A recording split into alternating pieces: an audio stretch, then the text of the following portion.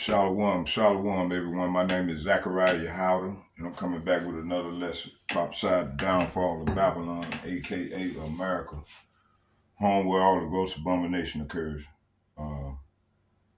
Before we start, I'm gonna get a prayer in. Barakatah Yahweh, Barakatah Yahweh Shai, Barakatah Yahweh, Barakatah Yahweh Shai, call Allah Yahweh, Bahashem, Yahweh Shai, Bahashem, Rakah Kadash.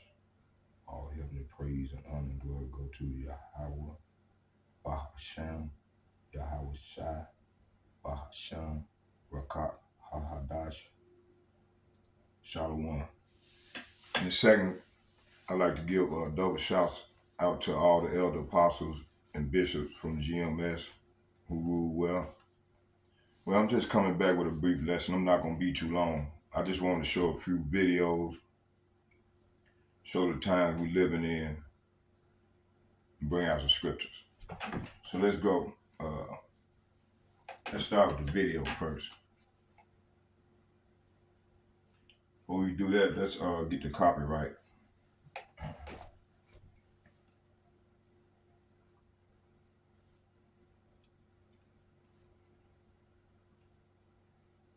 Copyright, fair use, copyright under section 17 U.S. Code 107 limitations, exclusive right, fair use, notwithstanding the provision of section 106 and 106A, the fair use of a copyright work, including such use by reproduction and copies or phone records or by any other means specified by that section for purposes such as criticism, comments, news, reporting, teaching, including multiple copies for classroom use, scholarship, or research is not an infringement of copyright.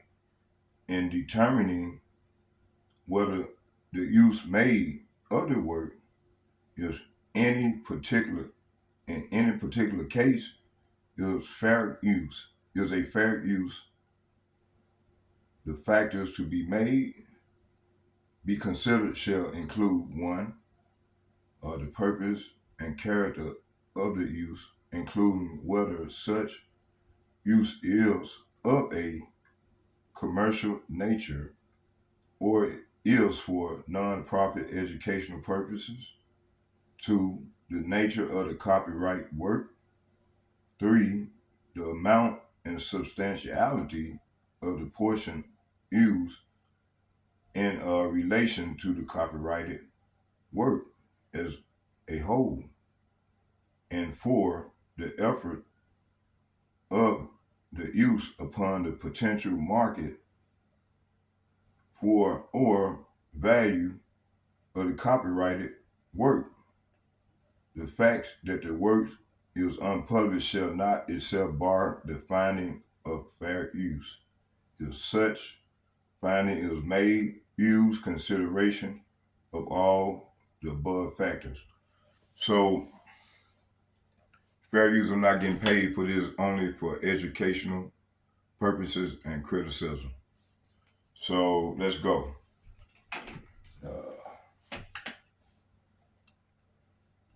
So I was just watching a video on this dude, the brother's been talking about, Yuval Harari. So let's watch some of this video.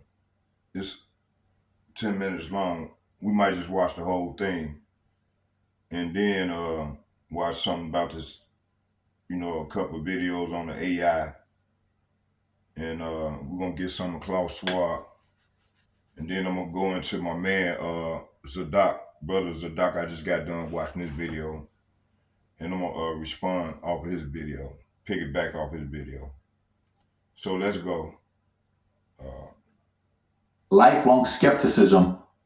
So recently, Klaus Schwab announced that he's going to be stepping down from the World Economic Forum January of 2025, and there's a leading candidate that may replace him, whose books have sold 45 million copies in 65 different languages. His name is Yuval Harari. He's been called the brain of Klaus Schwab. His books have been recommended by Bill Gates, Obama, and many others. This is a guy that's known by many of the world leaders, prime ministers. He wrote a book called Sapiens, sold over 21 million copies. Homo Deus, sold over 9 million copies. 21 Lessons for the 21st Century, sold over 5 million copies. He's someone you ought to know, because what we learned in the last few years is the amount of power Klaus Schwab has with Davos. If this guy takes over, we have to find out why this gay man born in Israel in 1976 who received a PhD in history from the University of Oxford in 2002, he could potentially have that much power. We're going to talk about him today.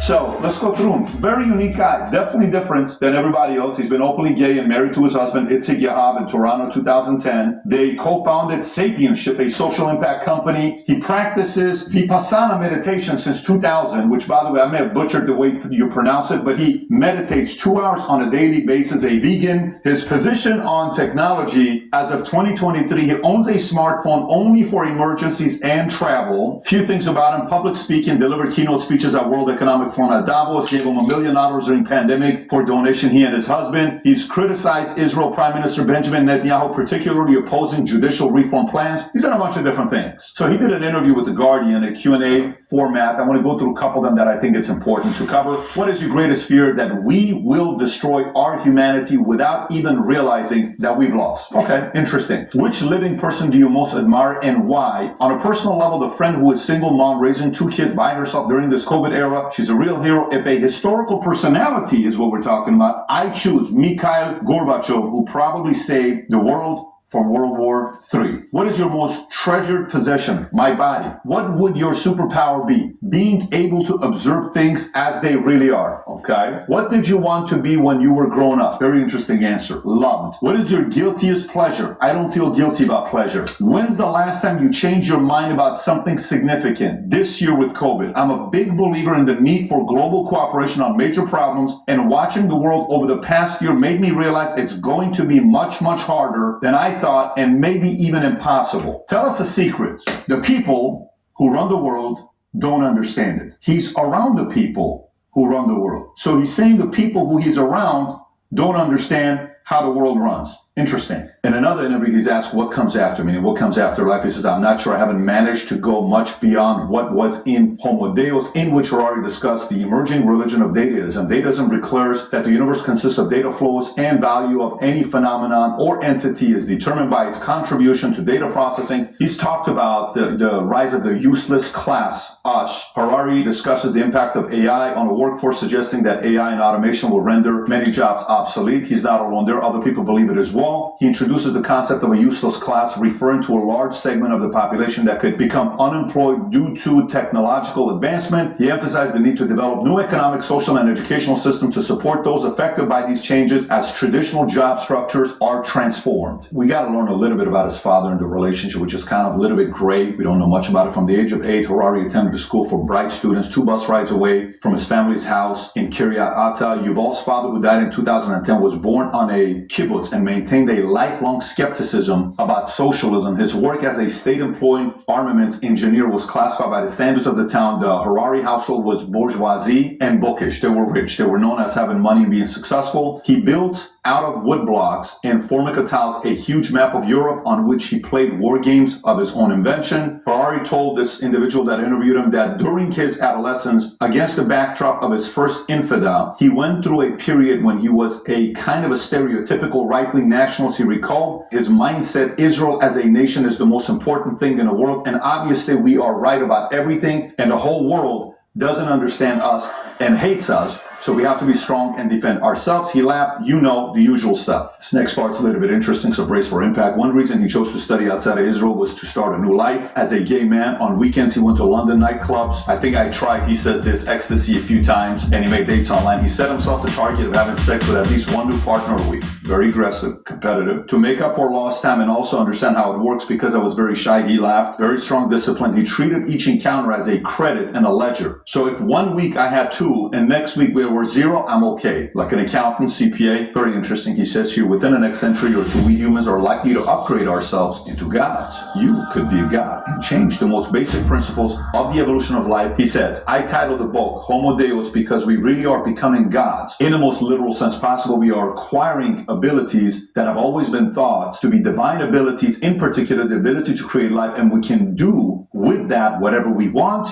The main products of the future economy will not be food, textiles, and vehicles, but rather the big product of the 21st century are going to be bodies and minds. So where's it going with this? I mean, here's what it says. Harari's vision for the future: dictatorship. One of the dangers of 21st century is that machine learning and artificial intelligence will make centralized systems much more efficient than distributed systems, and dictatorships might become more efficient than democracies. The revolution in information technology will make dictatorships more efficient than democracy. Dictatorships might become more efficient than democracies. Do you want a dictatorship? He's saying it may be more efficient. If you don't want him, this guy may be the leader of World Economic Forum. This is what he's going to be talking about when he's selling books. They sell. When he writes books, tens of millions of copies get sold. You need to kind of know what these guys have in mind for vision for you. I mean, listen, if you're inspired already, stick around. You're going to be motivated even more. Here's one for you. I strongly believe that given the technologies we are now developing, within a century or two, at most, our species, you,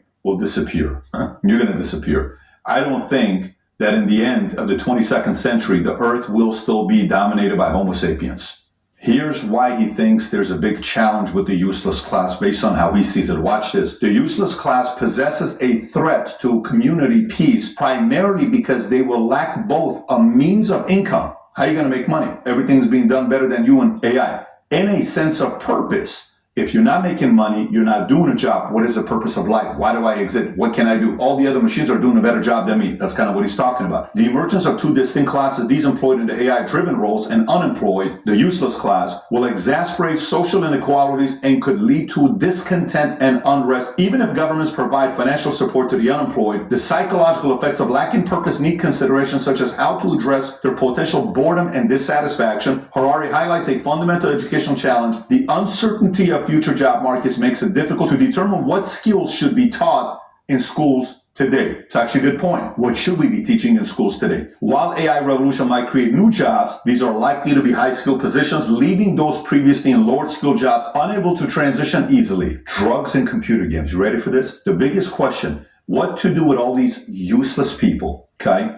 Now we see the creation of a new massive class of useless people. The problem is boredom and what to do with them when they are worthless. My best guess is a combination of drugs and computer games. Really? Drugs and computer games. And the whole UBI thing. Remember when Andrew Yang was talking about UBI? Here's what he talks about UBI. UBI involves taxing large corporations and the wealthy to fund regular, unconditional payments to all citizens, aiming to provide a safety net for everyone. So let me tell you how I process this. I process it a couple different ways. One, I'm a man of faith. I think the future looks bright, period. I'm optimistic. I'm team human. I think you and I are wired in a way to consistently look for new solutions and way to rewire ourselves. And he's not for somebody that says, recreate yourself, my ass. That's his line. He doesn't believe you can recreate yourself. If your job as a truck driver is replaced by a machine that can do your job, etc., how are you going to go replace yourself is what he's saying. Now, the point is right if you're not proactive way before that comes. So, just like jobs, if right now your kid's about to go to college and you say, son, you should go get a degree on being a, great typewriter. Go be a great person that can type 80 words per minute. What value does that have today? You may say, well, I want you to go start a newspaper company. A newspaper company, you wouldn't ask your kid to do that today, but maybe 80 years ago, different story. 100 years ago, working for the radio, are you kidding me today? What are you going to do working for radio? You want to go work for radio today? It's not the same as it was before, right? So you need to adjust on career planning for yourself, your company, your kids, your family. These are the types of conversations you need to be having. But just so you know, if you are going to live your day-to-day life and not pay attention to who is coming up, to having power of making decisions that may dictate the way you live, and you're not paying attention to this, then you deserve what they end up doing to you. It is our job to be proactive and study these folks and see what they're imposing, because many tens of millions of people listen to a guy like this and say, this guy went to Oxford. He must know what he's talking about. You know what? Dictatorship is better than democracy. I think that's what we should do. Yeah, you know what? We should tax all these big companies. Forget these rich people. They're useless idiots anyways. They're worthless. Yeah, I'm with this guy. If you don't have a counter argument for this and he's got that influence, he's eventually going to have influence over you, your kids, your family, and your community. So you got to be aware of what's going on because only the paranoid survive. If you got value out of this video, give it a thumbs up, subscribe to the channel. And if you've not seen his boss, because we go a little bit deeper into what the World Economic Forum is, you may want to watch the video we did on Klaus Schwab. If you've not seen it, click here to watch it. Take care, everybody. Bye-bye, bye-bye.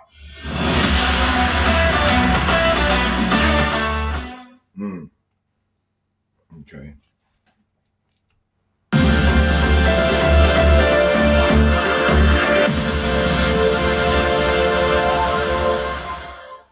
The conversation about AI or the impact of AI is getting more and more polarized every day. There are views on both sides. Some think it's going to be the biggest revolution, some think it's going to be the biggest threat. My speaker on the show today is someone who's very clear, I think, in his view, and someone I'm very excited to speak to. Yuval Noah Harari is a historian. He's an author, one of the foremost thinkers of our time, and is talking about his new book, Nexus. Yuval, thank you so much for speaking with us on NDTV. Absolute pleasure. It's a pleasure to be here. Thank you for the invitation. So I did a small introduction of who you are, but here's something I like to do. Yes. How would you describe yourself for our viewers? I'm a historian, but my view of history is that history is not the study of the past. History is the study of change, of how things change, and history is more relevant. Now, in the past, many tyrants and governments wanted to do it, but nobody understood biology well enough, and nobody had enough computing power and data to hack millions of people. Neither the Gestapo nor the KGB could do it. But soon, at least some corporations and governments will be able to systematically hack all the people. We humans should get used to the idea that we are no longer mysterious souls.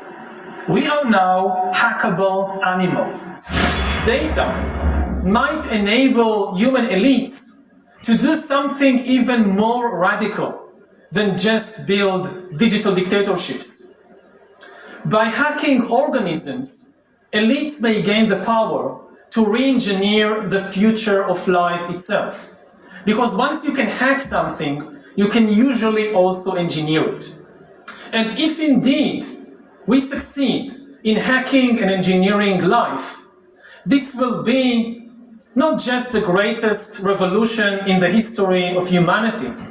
This will be the greatest revolution in biology since the very beginning of life 4 billion years ago. For 4 billion years, nothing fundamental changed in the basic rules of the game of life. All of life, for 4 billion years, dinosaurs, amoebas, tomatoes, humans, all of life was subject to the laws of natural selection and to the laws of organic biochemistry. But this is now about to change. Science is replacing evolution by natural selection with evolution by intelligent design. Not the intelligent design of some god above the clouds, but our intelligent design and the intelligent design of our clouds. The IBM cloud, the Microsoft cloud, these are the new driving forces of evolution. And at the same time, science may enable life, after being confined for 4 billion years to the limited realm of organic compounds, science may enable life to break out into the inorganic realm. So after 4 billion years of organic life shaped by natural selection, we are entering the era of inorganic life shaped by intelligent design. So does the data about my DNA, my brain, my body, my life, does it belong to me, or to some corporation, or to the government, or perhaps to the human collective. Humans are now hackable animals. The whole idea that humans have, they have this soul or spirit and they have free will and nobody knows what's happening inside me. So whatever I choose, whether in the election or whether in the supermarket, this is my free will, that's over. Free will, that's over. That's over. Over. Today, we have the technology to hack human beings on a massive scale. Everything is being digitalized. Everything is being monitored. In this time of crisis, you have to follow science. It's often said that you should never allow a good crisis to go to waste, because a crisis is an opportunity to also do good reforms that in normal times people will never agree to. But in a crisis, you see, we have no chance. So let's do it. Vaccine won't help us go. The vaccine will help us, of course. It will make things, more manageable. Surveillance. People could look back in 100 years and identify the coronavirus epidemic as the moment when a new regime of surveillance took over, especially surveillance under the skin, which I think is maybe the most important development of the 21st century, is this ability to hack human beings, to go under the skin, collect biometric data, analyze it, and understand people better than they understand themselves. This, I believe, is maybe the most important event of the 21st century. One of the features of this fourth industrial revolution is that it doesn't change what we are doing, but it changes us. The difference of this fourth industrial revolution is it doesn't change what you are doing. It changes you. If you take genetic editing, just as an example, it's you who are changed. And of course, this has a big impact on your identity. Yeah. And offers certain kinds of possibilities that have to be careful about. When you began to do that kind of gene editing, some people worry that you were changing what it means to be human. That's the problem. And of course, the new industrial revolution offers us many opportunities, but it raises manifold questions on the ethical, but even legal implications. And we have to be prepared for it. And that's what we want to do in Davos next year. Talk about technology and how the ways it can be deployed, that contribute to growth rather than exacerbate unemployment. How will that implement itself? It's a big question mark, because there is a fear that technology, robots, just to take one. You get productivity from machines. Exactly, and it replaces maybe the workforce or jobs faster than we can replace them with new jobs. Not everybody can be a robot polisher and so on. So there will be new jobs.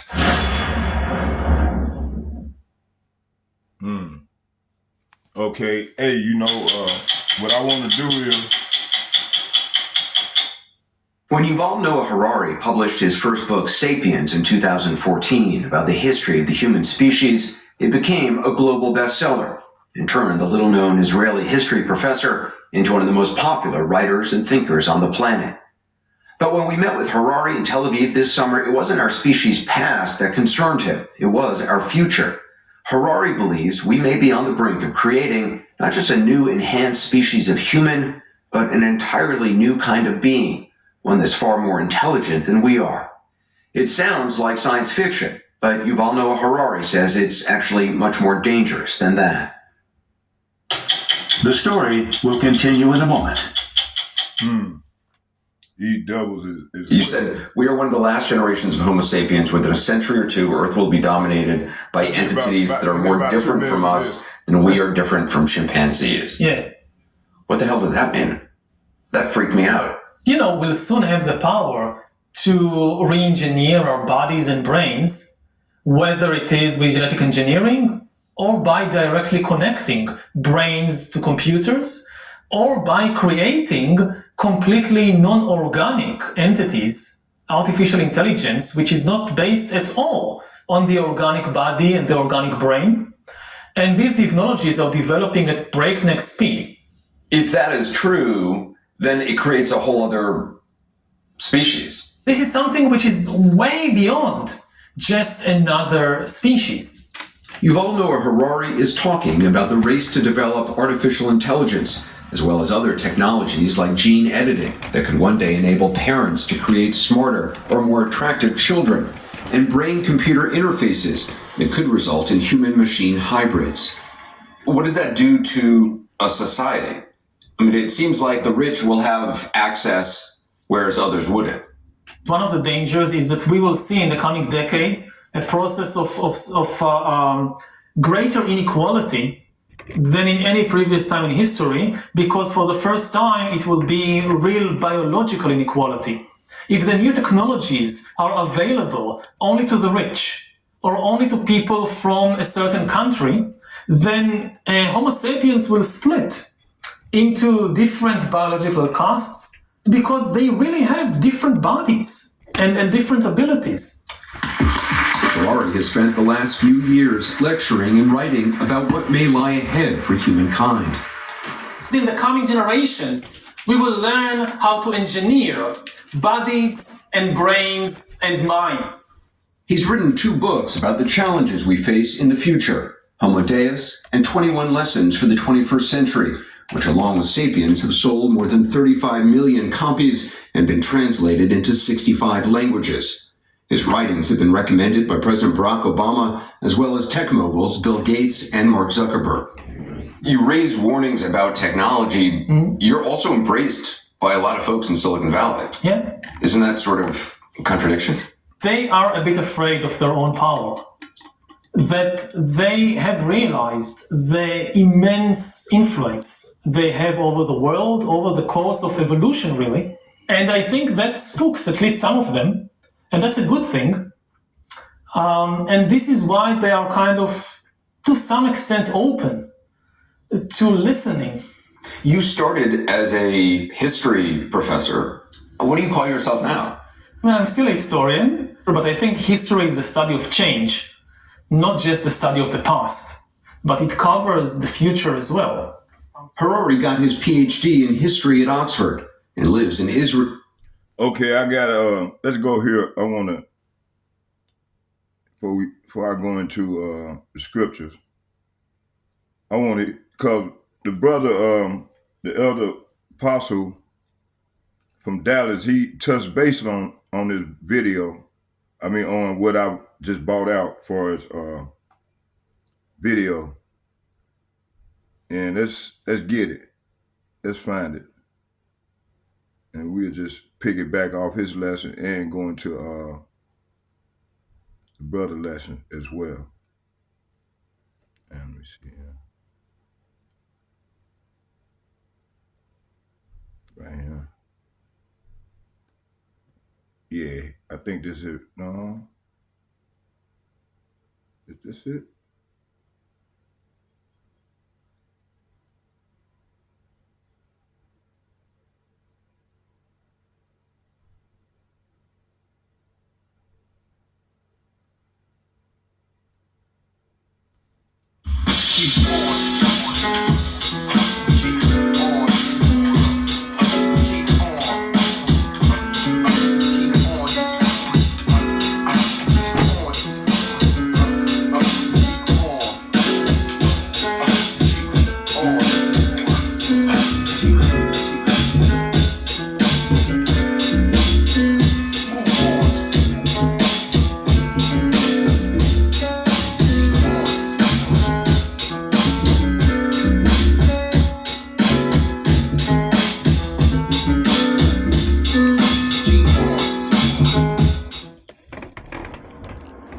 Shalom.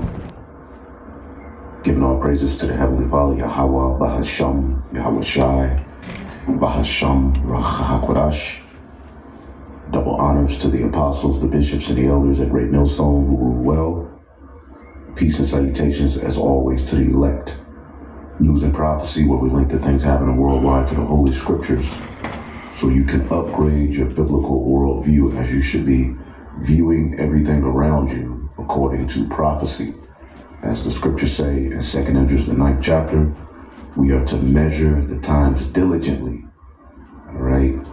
And the prophets have been set up here in these latter days, all right, to give you knowledge, wisdom, and understanding, all right, and a message to fear Yahweh, Bahashem, Yahweh Shai, as the powers that be are trying to establish, you know, their new world order, their new age, you know, their technological renaissance, where we see AI being boasted in, you know, as the way of the future, less human, you know, activity needed, more surveillance, you know, via AI. All of these things are being boasted in because this is the very end of this beast system, as John the Revelator recorded his vision in Revelation, the 13th chapter. We're living in it as they are entering into Industry 4.0, or the fourth industrial revolution. And in a nutshell, as you can see here, Klaus Schwab, you know, he's always, he's pretty much the face of the World Economic Forum, which deals with, you know, this carbon agenda, and the agenda to hijack humanity, all right, and save the earth from human beings. Well, the earth needs to be saved from you devils. And technology is not the answer. Okay? The answer is righteousness. The only way this mess can be fixed is through righteousness, which only comes through the Son of the Most High God, Yahweh, which his Hebrew name is Yahweh Shai. Okay? Justice and judgment, and this earth being brought back to paradise can only be done through Yahweh Shai. Yes, sir. Technology, artificial intelligence, and merging man with machine is not the answer to the earth's issues, but this is what they're presenting to you. And they're saying it in a very fancy way that, you know, captivates the minds of the people. You have the miracles they're able to do with their technology, and people are wooed. All right, but synonymously, you know, we're seeing all of these crazy events take place, which we told you, all right, they need these black swan events. They need these things to happen to justify the legislation that they're getting ready to bring forth. And today we're going to deal with the situation with the airplane and, you know, the solutions that they're offering and bringing forth from the issues that you see, all right, because these false flag events are going to continue happening. We know the left hand is at work, but in a nutshell, you know, the fourth industrial revolution, which the first industrial revolution started where? All right, in the UK, all right, amongst the British. Okay, you know, you can go back into the age of enlightenment, you know, which is an extension of this beast system, which America is the last leg of it, along with the NATO and the EU. But the technological, all right, or the talking point of an industrial revolution started in the British, all right? And from there, you had the first industrial revolution, you had the second industrial revolution, you had the third industrial revolution. Now you have the fourth industrial revolution, where it's a technological revolution that is blurring the lines between the physical and digital and biological spheres. So the physical, digital, and biological spheres, all right, merging the physical with the digital, okay? And John the Revelator, all right, although you hear these devils, it's this complex plan, John the Revelator simplifies it with the fact that he's going to want you, right, to put a mark in your forehead or in your hands, okay? And we can clearly see, all right, this particular individual here has been linked with Donald Trump's, you know, cabinet. And since Trump has got in, you know, AI and technology and all of these things have been at the forefront of what he plans to do. You see, while people are, you know, clapping and cheering that, you know, he's putting things back in order as far as the gender mess that was made by the left. People are clapping about some things that he's doing as far as, getting everything out that's draining the system, so to speak. People are applauding, Trump's talking points, his boldness, but what a lot of people aren't paying attention to is how all of a sudden technology is at the forefront of a lot of what they're planning to do. Now, what we've seen, over these last couple of weeks dealing with airplanes, it was prophesied in that movie, Leave the World Behind, that airplanes would be falling out of the sky. We've been seeing that. But something's going on with these airplanes. Here it is, United Airlines flight evacuated after engine issue reported, and it pretty much caught fire. Okay, we saw this situation in DC, where a helicopter just ran into an airplane. All right, you had a situation in New Jersey where an airplane just fell out of the sky. Damn. Right? Just fell out of the sky. Killing 6 people, it says, right? You have that number 6 again, so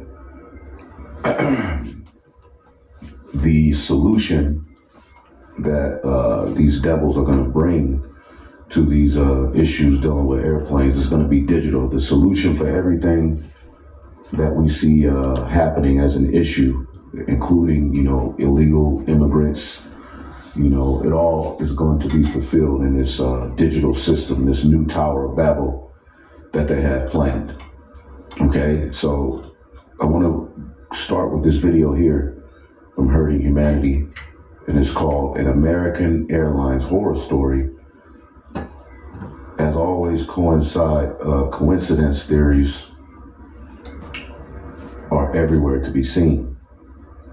Okay, and I think he's talking about conspiracy, but let's just listen to him, get some scriptures, and hopefully you brothers and sisters be edified, because the powers that be are trying to accomplish something, that was attempted by Nimrod with the Tower of Babel, where he had control over, all people were to come up under his control, all right, via the tower. Well, now all of that has gone technological, and there's even, particular articles being done where people are linking it. We've been linking it, but we can see that the people are catching on. All right, which, Lord willing, if we get into this, we will. But the Tower of Babel and the ideology of AI, all right, where the powers that be are trying to make a name for themselves. Now, how does this tie to this plane crash situation? Well, let's take a listen and show you what we mean. There are so many defense mechanisms on these things, they wouldn't get within a certain amount of feet, let alone yards, let alone anywhere near the airspace the way that they were, unless, of course, it was part of a plan. And obviously, there's tons of theories circulating out there about why it happened. I'm sure we'll hear more. I mentioned in my previous video, which is up. Yeah, Trump just threw out DEI, basically saying that the hire was some low IQ, and it was tight, and that's all being tied to so-called blacks. But it comes out that it was actually some Edomites that were supposedly manning that helicopter. And again, the technology on those helicopters would not even have allowed, a crash like this. We know something's up, but we'll get more into the actual agenda of linking, so-called blacks and the poor, and calling out DEI and speaking of low IQ people. But let's go back here, because there's many theories, but let's just stick to the facts and the agenda that can come forth from this and what they're doing, because the devil operates in a very satanic and crafty manner. As the scriptures say, the serpent was more subtle than any of the beasts of the field, so he operates in some high level subtlety and sorcery Okay, and he uses scare tactics because people actually die in these situations, but there are situations that they set up. Over on the Nation's Conspired channel, which I recommend people subscribe if you haven't subscribed yet, I talked about how they would start using DEI as a surface level way to draw in the sleeping minds out there to get them to think that this is something to do with DEI, or it doesn't, that keeps the Republicans and the Democrats fighting. But really, if you pay attention to the narratives, it's all about one thing: building new infrastructure. The fourth industrial revolution, which I can't harp on enough, no pun intended with the word harp, I cannot emphasize enough that everything they're doing is implementing Klaus Schwab's fourth industrial revolution, which is AI governance, which means everything has to run through artificial intelligence. Everything. Even you. Because one of the things that Klaus Schwab says with the fourth industrial revolution is not only does the world change, but humans change. How humans are identified changes. Everything changes. See? You're not going to have airports running independently with human beings while all cars and vehicles are autonomous. Everything is going to be run and controlled by it. That's why when you see the picture that the World Economic Forum uses on their website about smart city governance, you see everything. See, everything is boasted and being taken over, by AI. Okay, they have a blueprint for the future. You see what I'm saying? And John the Revelator simplified it with the MOTB. All right, but we know, as the scriptures say, the prophets search out a matter. Now, this is a robot firm to ship 100,000 AI bots that will learn complex human roles. So everything in their eyes, human beings are, becoming, an issue in the workplace. All right, an issue with handling aircraft, an issue, with cooking food, an issue with being doctors. Everything will be replaced. As you can see, all right, world's first home AI robot chef cooks over 100 meals. Okay. I didn't mean to bring that out, but this is, AI robots will take over complex human roles. Okay. So pretty much AI will be the answer, all right, to everything. All right, that will be the answer to all of the world's issues. All right, that will be their form of peace and safety. We're witnessing end time prophecy right before our very eyes. Okay, this is not, because when the scriptures say, Daniel 7:25, let's read this in the NLT. It says, he will defy the Most High and oppress the holy people. Defy means what? What does it mean to defy the Most High? What does it mean to defy something? Openly resist, refuse to obey. And that's the problem with the earth, is that the devil refuses to obey the order that the Heavenly Father commanded. Okay, challenging. Okay, of a thing, make an action, a quality almost impossible, appear to be challenging someone. So he's challenging the Most High. Okay, he's disobeying the Most High. He's going against the Most High. That's what this AI and this system that they're setting up is all about. Defying the Most High, okay, and oppressing, all right, the saints. He's oppressing everyone, but he has his eyes on the saints, the Israelites. Okay? And he's going to use these crazy situations to set up and justify him using this technology to police you, to govern you, to work, to do everything, while he sits back as the Most High God and becomes a God. Okay, this is 2 Thessalonians, the 2nd chapter, who opposeth himself above all that is called God.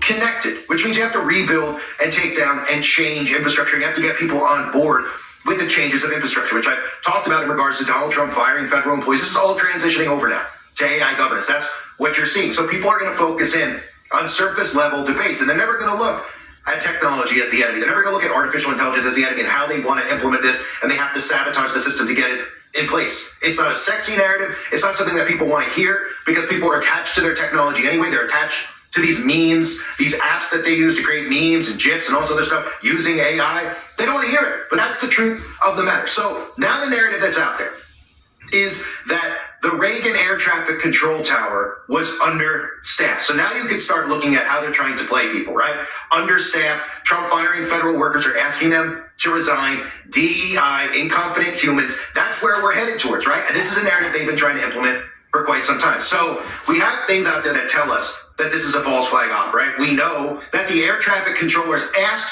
the commercial plane to change runways, and conveniently it was runway 33, which tells everybody out there who is awake, it should tell you that it's a false flag. They always code their false flags with the number 33. On top of that, you have the design of the Ronald Reagan Washington National Airport, which obviously has a very visible upside down pentagram. Now, this is something we see all around Washington, D.C. We've seen the obvious things around the White House where they have the streets of Washington, D.C. from an upside down pentagram, forming an upside down pentagram with the White House being at the bottom point of that pentagram. Well, you can see the pentagram in there, which tells you that chances are that this was also a sacrifice. But you can't prove these things when it comes to sacrifice rituals other than by pointing out the obvious like that and then talking about the technology they have and how it's almost virtually impossible for a military helicopter, a DARPA Black Hawk, to crash into a commercial airliner. So knowing that it's by design, you have to...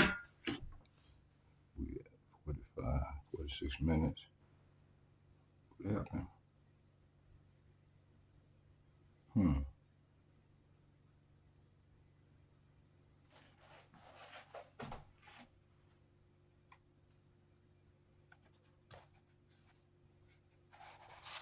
Let's see right now.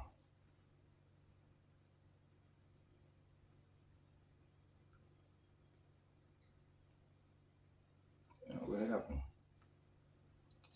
Yeah, that's just going on to some videos. I guess that's enough. Let me see here. We got one more. Let's watch this one right here. Oh no, they did. They eat it. Man, oh no, how they go? They stopped my man in his track, man. What the hell going on? Hold on. Y'all bear with me here. Hold on. They just stopped the video.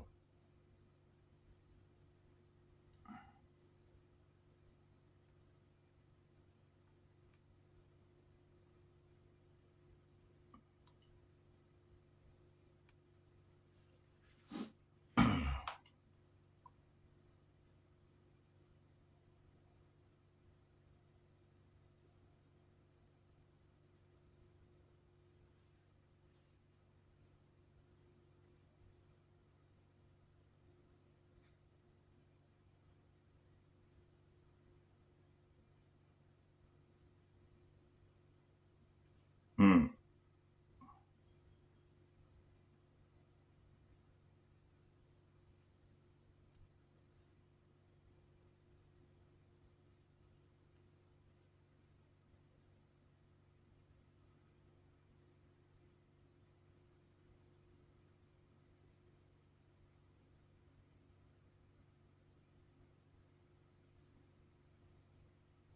You double. They try to, man. Come on now.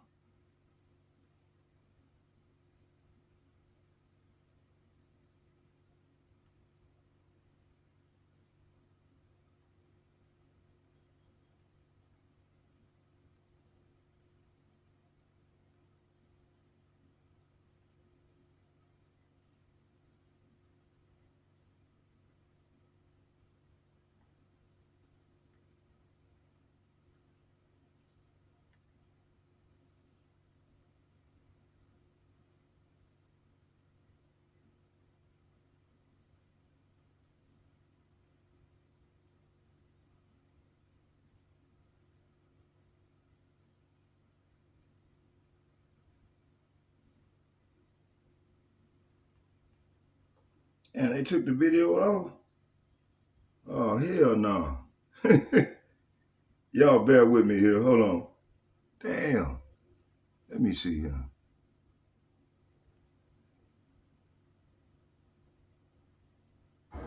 To police you, to govern you, to work, to do everything. While he sits back as the Most High God and becomes a God. This is the second chapter. We're going to watch about another 10 minutes, and then I'm going to come on with some scriptures. Connected, which means you have to rebuild and take down and change infrastructure. You have to get people on board with the changes of infrastructure, which I've talked about in regards to Donald Trump firing federal employees. This is all transitioning over now to AI governance. That's what you're seeing. So people are going to focus in on surface level debates, and they're never going to look at technology as the enemy. They're never going to look at artificial intelligence as the enemy and how they want to implement this, and they have to sabotage the system to get it in place. It's not a sexy narrative. It's not something that people want to hear because people are attached to their technology anyway. They're attached to these memes, these apps that they use to create memes and GIFs and all this other stuff using AI. They don't want to hear it, but that's the truth of the matter. So now the narrative that's out there is that the Reagan air traffic control tower was understaffed. So now you can start looking at how they're trying to play people, right? Understaffed, Trump firing federal workers or asking them to resign, DEI, incompetent humans. That's where we're heading towards, right? And this is a narrative they've been trying to implement for quite some time. So we have things out there that tell us that this is a false flag op, right? We know that the air traffic controllers asked the commercial plane to change runways, and conveniently it was runway 33, which tells everybody out there who is awake, it should tell you that it's a false flag. They always code their false flags with the number 33. On top of that, you have the design of the Ronald Reagan Washington National Airport, which obviously has a very visible upside-down pentagram. Now, this is something we see all around Washington, D.C. We've seen the obvious things around the White House, where they have the streets of Washington, D.C. from an upside-down pentagram, forming an upside-down pentagram, with the White House being at the bottom point of that pentagram. Well, you can see the pentagram in there, which tells you that chances are that this was also a sacrifice. But you can't prove these things when it comes to sacrifice rituals, other than by pointing out the obvious like that,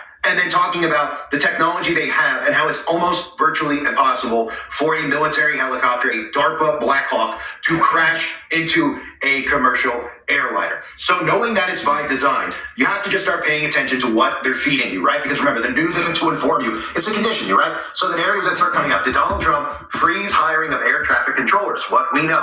That's entire articles from Newsweek, USA Today, New York Times, talking about, well, maybe we're not going to say it fully, but Donald Trump has freezed the hiring and he's trying to get federal employees fired so that were they shorthanded at this specific airport. Here's other things that are out there. Staffing was not normal at Airport Tower, according to a preliminary FFA report. And this is a common theme you're going to see around the United States of America, which is being done by design. Staffing at the air traffic control tower at Ronald Reagan National Airport was, quote, not normal for the time of day and volume of traffic, according to an internal preliminary Federal Aviation Administration safety report about the collision that was reviewed by the New York Times. And again, this comes out how quickly? Within 20 hours of this event actually happening, right? So the controller who was handling helicopters in the airport's vicinity Wednesday night was also instructing planes that were landing and departing from its runways. Those jobs typically are assigned to two controllers rather than one. This increases the workload for the air traffic controller and can complicate the job. One reason is that the controller can use different radio frequencies to communicate with pilots flying planes and pilots flying helicopters. While the controller is communicating with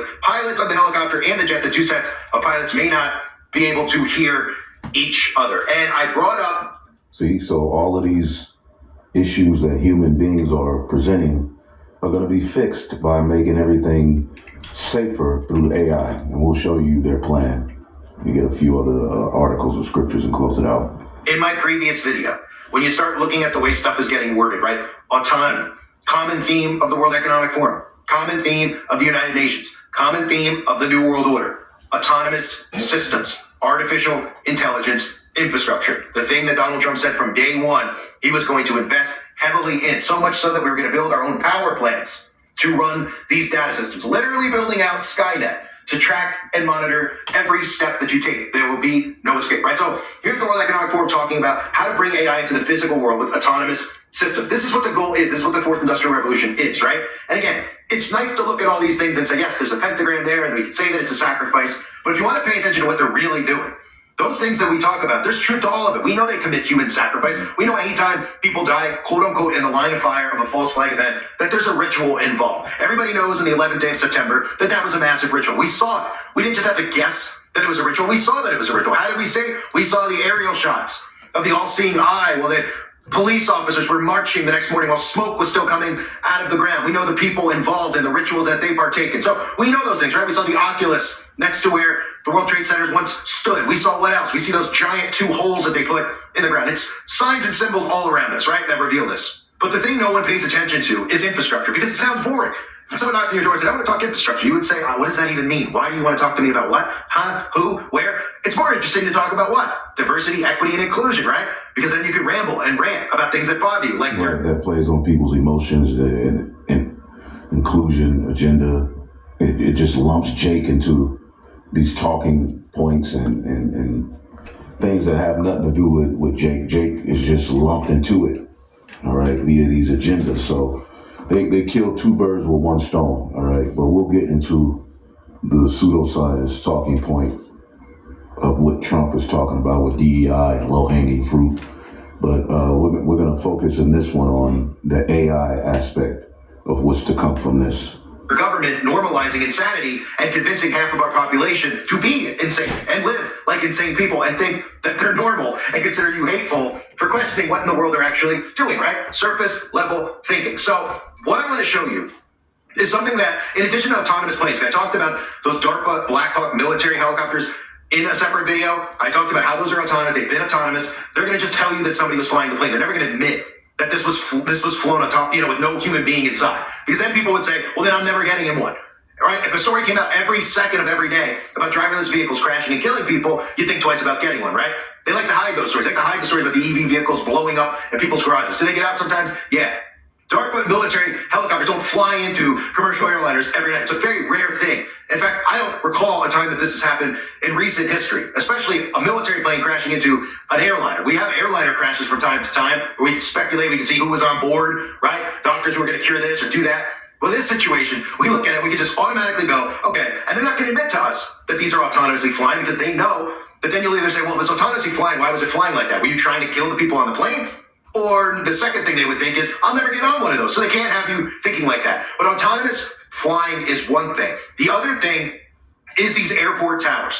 These airport towers are going to become obsolete. They keep telling us quietly, if you've been paying attention, they keep telling us that these things are dated, that they're not necessarily safe, that we need to upgrade the system. So what do you think the upgrade's going to be all about? You think they're just going to, get a new modem and stick it in there, and a new router? Okay. U.S. air traffic control towers need to be upgraded because they age, become less safe and efficient. The FAA is investigating upgrades and replacements to improve the safety and efficiency of air travel. Well, they know what the upgrade is. The upgrade is AI. It's just a matter of how do we get you on board with complying to this, which means, 1, removing human beings from doing jobs. Well, like the Bible tells us, eventually we're going to live in a world where people, become cold and distant from each other. We're in it right now. Because Yep, the love of many has waxed cold. Technology has a lot to do with that. Iniquity, sin, being allowed has a lot to do with that. People are depressed, unhappy. Everything's broken. Everything's closing down. But technology is advancing. But humanity is going backwards. All right? Because the law, statutes, and commandments being instituted is the only way that this earth can flourish. All right? And paradise can be set up. See, when the righteous are in authority, the people rejoice, but when the wicked bear rule, the people mourn. So although everybody has a phone in their hand, everybody, you can do this, you can do that with all of this technology, people aren't happy. People can't even look each other in the eyes anymore. People can't communicate with each other based on their political affiliation or their gender or all these things that they're creating, right? So people care less and less about human beings having jobs, that's for sure. Nobody seemed to care when all of these people lost their jobs a couple years ago because they didn't want to poison themselves willingly, right? Nobody cared. So what makes you think they're going to care now? They're not. They're not. They're going to think more in terms of, well, I don't want some DEI maniac controlling the air traffic control center when I'm on an airplane. That sounds dangerous. I can't take a chance. I fly all the time. I fly from New York to LA. And somehow that implied Jake. All right? Because Jake's all bad about the DEI program. They're boycotting Target. Okay? And it's not like every DEI hire is some absolute, reprobate, but or some DEI, or Jake, inclusion, all of that is some absolute reprobate. But it's a mess, all right? And they have a big plan coming, all right, for the mass majority of the people. But we'll get into that on another lesson. Let's just keep going with this. Can't take a chance like that. How am I going to do? Get on a plane and be able to not have a panic attack, knowing that when I land in LA, which is a liberal state, humans will still be needed. Of course they will. They'll tell you still, humans will ultimately be in control until you build your trust in the technology, until you hear stories about how artificial intelligence stopped this plane from crashing and artificial intelligence stopped this car from crashing because it could see ahead of time and save people's lives. That's what they're going to start doing to you. Convincing you, hey, you know what? We don't even need the people in the control towers anymore. Don't worry if there's a blackout or anything like that. Well, you won't really have to worry, right? We'll be connected to Starlink anyway because everything's going to be autonomously connected to Starlink, like your tractors, like I covered with John Deere recently. But let me show you what the plan is. And you might look at it and say, well, why would they have to do all this to get to that? Well, there's lots of things that go into how they get you on board with stuff. If we all woke up 10 years ago and they told us that we were going to be living under artificial intelligence surveillance, et cetera, we'd all say absolutely not. So what have they done over the last 10 years? Making crime normal in all cities, showing us people getting pushed in front of trains, making us go, okay, maybe we... Yeah, people that allowing people to just walk in stores and grab things and, it's just like, what the hell is going on? Again, problem, reaction, solution, control, and order out of chaos. Okay, is what the ritual we're seeing take place. But I want to get to the point where the tech making airport towers absolutely. AI and this connection between Trump and the World Economic Forum, a lot of people would start pushing back. You did notice a couple years ago when they were trying to stick poison in people, there was a lot of pushback that they did not expect. Because trust me, I've been anti that for a long time. And the movement of being against, getting that shot for the flu and everything else was very small up until that time period. People were going, oh, I don't get it anyway, I don't care. Well, until the government was telling you they give you a lap dance and a gift card to Arby's, if you would go and put this inside of you, and doctors forcing people pretty much... Hidden 200 feet down in the base. Apply to it. Look. The tower at London's Heathrow Airport is hiding a secret. While air traffic controllers at the top of the tower direct planes to take off and land using sight, radar, and voice. Hidden 200 feet down in the base of Heathrow's tower lies the next generation of air traffic control. The next generation of air traffic control. Digital. Okay? AI tower. Here, companies are testing whether high-definition cameras and AI algorithms could bring air traffic control into the 21st century. That's because while air traffic has increased fivefold over the past 4 decades, the method for managing air traffic hasn't really changed much at all. So while towers have become an iconic part of any airport, this technology could be their demise. Here's how digital towers are reshaping airports. What you're seeing here isn't a window. It's a live feed from an array of high-definition cameras mounted here, just below Heathrow's tower, which are stitched together to create a panoramic view of the runways. So the views behind me are the views that the controllers see out of the window, and in fact, to the millisecond are seeing out of the window as we speak now. The system is being run by NATS, a company that provides air traffic management services to the UK. Andy said that as well as showing the view from the tower, an algorithm is overlaying radar information on each aircraft, making it far easier for a controller to identify which plane is which. And the cameras don't just have to go in a tower configuration. They can be distributed anywhere around the airfield, providing views at ground level during low clouds, or even allowing the air traffic controller to effectively see through buildings. Controllers can jump electronically 2 or 3 kilometers along the surface of the airport instantly, see objects that are hidden by a terminal building as if they were right beneath the air traffic control tower. Once you have cameras everywhere, the video can also be sent to machine learning algorithms, like this one being developed by Canadian airport technology firm Searidge. Here, an AI model is using visual processing to identify the support vehicles around the aircraft, like stairs and baggage trolleys, and can instantly determine whether they're in place quickly enough for the plane to make its next departure, something that's currently estimated by ground staff. While turnaround speed may not be a huge deal for passengers, for airlines it's big business. After all, planes that aren't flying don't make money. A Boeing study found that if you take 25 minutes to turn around a 500-mile flight instead of 35 minutes, you could squeeze in almost 200 extra flights in a year. The software is also capable of identifying when an airplane has safely left the runway, even in low visibility, allowing aircraft to continue to take off and land with high frequency in low cloud, and potentially reducing near misses. An AI will happily monitor a wide range of things simultaneously, whereas a human has to focus on particular areas one at a time. So going from a human scan around an airport to AI being kind of omnipresent in terms of its monitoring, I think is a real bonus, because you then provide the controller with more headspace to do the decision making. Now, while this technology may seem somewhat futuristic, aspects of it are already in use today.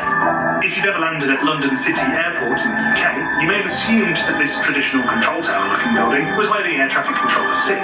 But they're actually in a digital tower over 70 miles away in this building near Southampton, viewing cameras from atop this tower adjacent to the airport's runway. And in Norway, this digital tower hub, run by Airport Group Avinor, is being used to provide remote air traffic services to 9 airports across the country, and is set to expand to 21 by the end of the decade, with controllers able to handle traffic at up to 3 airports from the same workstation. Digital towers can also solve one major headache for airports: having to move their towers. See, as air traffic continues to grow and airports expand, existing towers often end up in the wrong place. Moving them isn't exactly cheap. When Heathrow began plans to build a new terminal over here, the old air traffic control tower, which was previously right in the middle of the airport, was now over a mile away from the new terminal.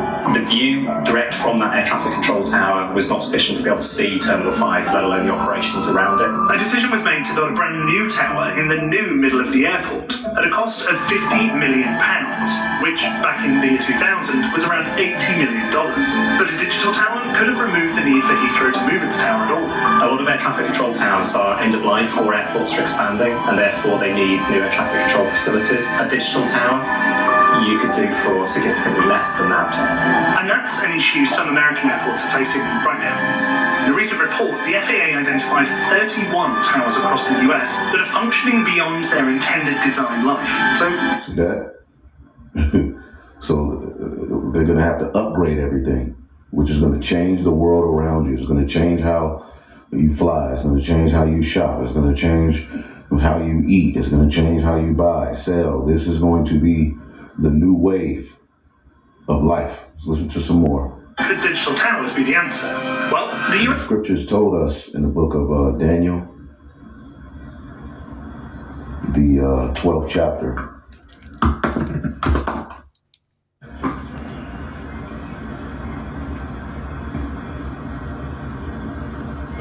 In the 4th verse it says, "But thou, O Daniel, shut up the words and seal the book, even to the time of the end.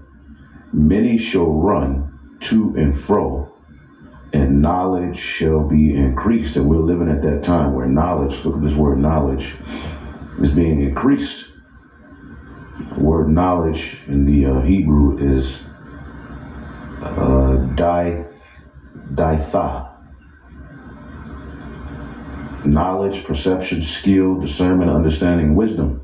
But see, what we're witnessing is an increase in left-hand knowledge and left-hand wisdom. And that goes into the serpent. You see, we're witnessing an increase in cunning, as you see this, cunning wisdom. Because it presents itself as if it's great. Again, as it says in Revelation, the 13th chapter, right? Revelation, the 13th chapter, and the 14th verse says, "And he deceiveth them that dwell on the earth by means of those miracles which he had power to do in the sight of the beast." Okay? Now, when you look up this word miracles, semeion in the Greek, okay, a sign and mark, a token, that by which a person or thing is distinguished from others and is known. And we can see clearly that this devil is operating on a different playing field. All right? They're talking about opening portals. They got CERN, AI, merging man with machine. They're putting, using the Lord's creation and all of these tests. Got monkeys playing ping pong with no, paddle or no controller, using its mind. You got pigs with chips in their brain. It's just a complete mess. But it's a sign. This is a sign, all right, that this is the man of sin. His technology, what he's doing, is a sign, prodigy, portent, an unusual occurrence transcending the common course of nature, and that's transhumanism, transcending. Look at the word transcending. Okay? Transcending to go beyond the range or limits of something. Okay, and they have what is called transhumanism. Because within this, what they're boasting in is upgrading humanity, okay, transcending humans to fit with their new world. Okay, transcending the common to go beyond. And I believe that's what the word meta means. Okay? Meta definition.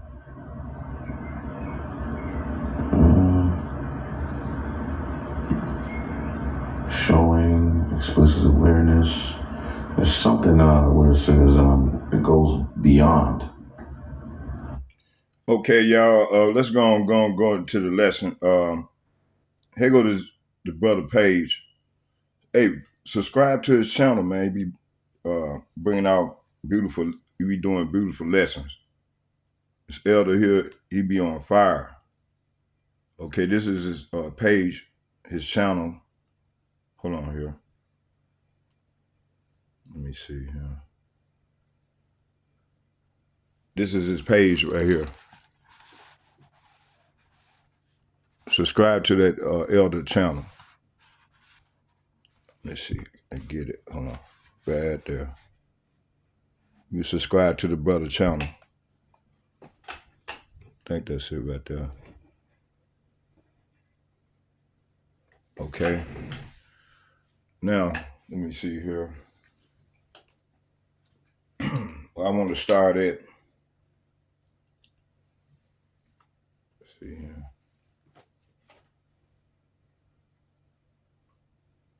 Let's start at in Ezekiel.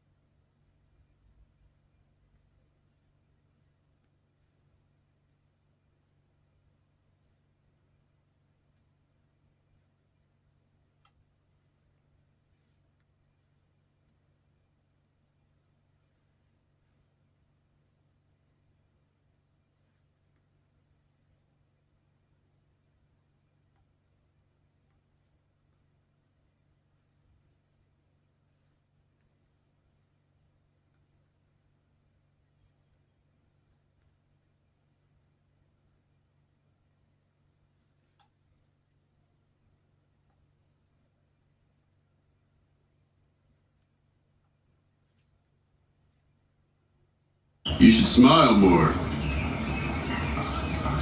I bet it's a beautiful smile. Okay, look, as an ambassador from Planet Actual Woman, I gotta tell you, I know that you think these lines work. Oh, they do. Just ask Lonnie Anderson. They don't, and they never have. The women are either humoring you or they're scared of you, but none of them like you.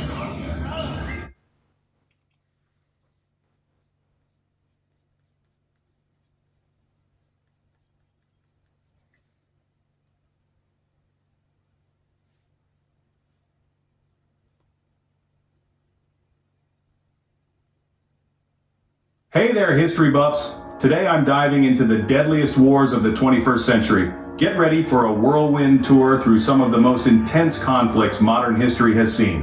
First up, the Second Congo War. also known as Africa's First World War, this conflict raged from 1998 to 2003. It involved 9 countries and resulted in the deaths of around 3 million people, mostly civilians. The war was a devastating blend of civil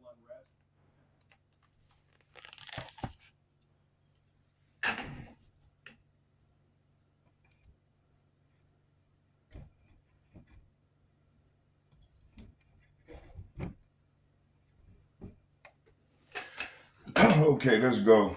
Let me see here. Let's start here in Ezekiel chapter 32.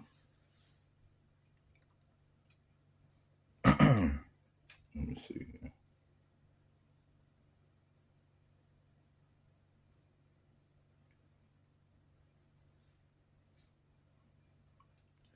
Ezekiel chapter 32, verse 2, and it reads, Son of man, take up a lamentation for Pharaoh, king of Egypt, and say unto him, Thou art like a young lion of the nations, and thou art as a whale in the seas, and thou camest forth with thy rivers, and troubles the waters with thy feet, and foulest the rivers. Jeremiah chapter, hold on here. Let me see here. So this is saying, Son of man, mourn for Pharaoh, king of Egypt, and give him this message. You think of yourself as a strong young lion among the nations, but you are really just a sea monster, having heavying around in your own rivers, stirring up mud with your feet. Hey, this is describing Donald Trump. Okay, let me see here. Let's go here to so man, we coming into some great times, man, some great exciting times, man. We coming into some wretchedness of conditions, of circumstances, also distress and suffering caused by the needs, privation of poverty, great mental and emotional distress, extreme unhappiness. Hey, this is the definition of misery. And these are the times we come into. Let's go here to, let me see here. First Peter. Let's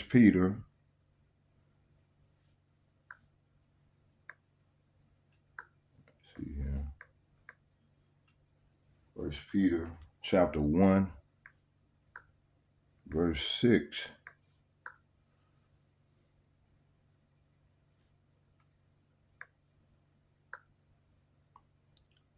And it reads, it said, wherein ye greatly rejoice, though now for a season, if need be, ye are the heaviness through manifold temptations. So right here it's saying, so be truly glad. There is wonderful joy ahead, even though you have to endure many trials for a little while. Hey, that's the Lord talking to his elect, man. We got to endure for just a little while. These are trials that we're gonna have to go through, you know. Let's go here to Second Ezra. Let me see here. Cause these are the times we coming into. Let me see.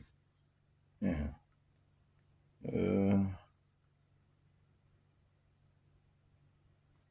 Second Ezra. Hold on here. Second Ezra. There we go. Second Ezra chapter 15. Hold on here. Let me see here. Yeah, let me grab this here. Okay. Do this here. Yeah, right there. Now, I'm right here. Second Ezra chapter 15, verse. Let's start at 14. It said, "Woe to the world and them that dwell therein." For verse 15, "For the sword and their destruction draw nigh, and one people shall stand up and fight against another, and swords in their hands." Right now, it's going. They doing it. They having these terror wars, economic wars. But hey, this gonna translate into all out war, man. Let me see here. Verse 16, it said, "For there shall be sedition among men and invading one another, and they shall not regard the king nor prince, and and the course of their actions shall stand in their power." Verse 17, "A man shall desire to go into a city and shall not be able." Hey man, the brother, I was looking at one of the brother lesson earlier. I think he's out of California. I think his name Micah Allah. But he brought this verse up, and that's what this is what it's coming to here in America as they bring forth their New World Order agenda. I just showed y'all the video where old boy talking about they trying to hack man. They trying to make man into cyborgs. They said man is useless. And so they saying the poor is useless. So hey, these are the times we coming into. And the only people that's crying out and showing these things is the brothers from GMS. Starting with the elder apostles and the like-minded men on down is myself. You see, it says here, a man shall desire to go into a city and shall not be able. Why? Because it said, "For because of their pride, and the city shall be troubled, and the houses shall be destroyed, and men shall be afraid." Hey, this is what we coming into. It said, "A man shall have no pity upon his neighbor, but shall destroy their houses with the sword." The modern day sword is a assault rifle, or a gun, or something that will do bodily harm. It says, "And spoil their goods because of the lack of bread in the great tribulation." Hey, these are the times we coming into. Let's see here.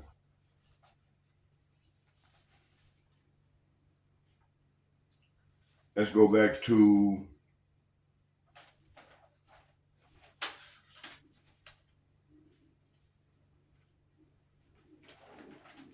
in this plan. What they trying to do is that's an evil plan.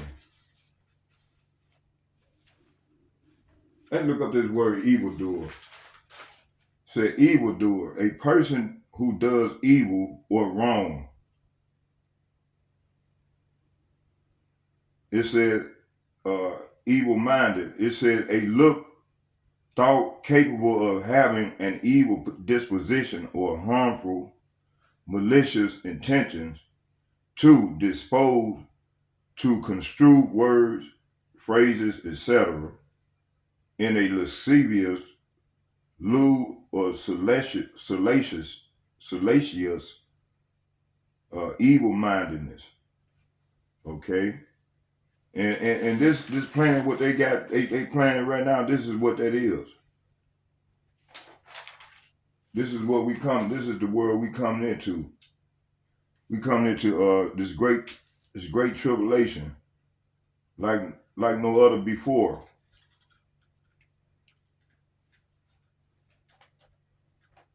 Let's go here to let's get Second Ezra 16 verse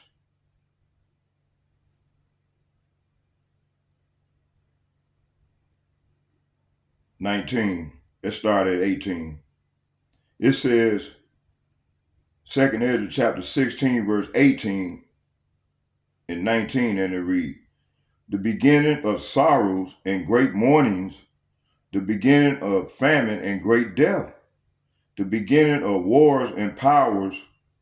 It said, and the powers shall stand in fear, the beginning of evils. Say what? The beginning of evils. What shall I do when these evils shall come? See? Verse 19, it said, behold, famine, plague, tribulation, and anguish are sent as scourges for amendment. So, hey, these are the times we coming into. Let's jump down to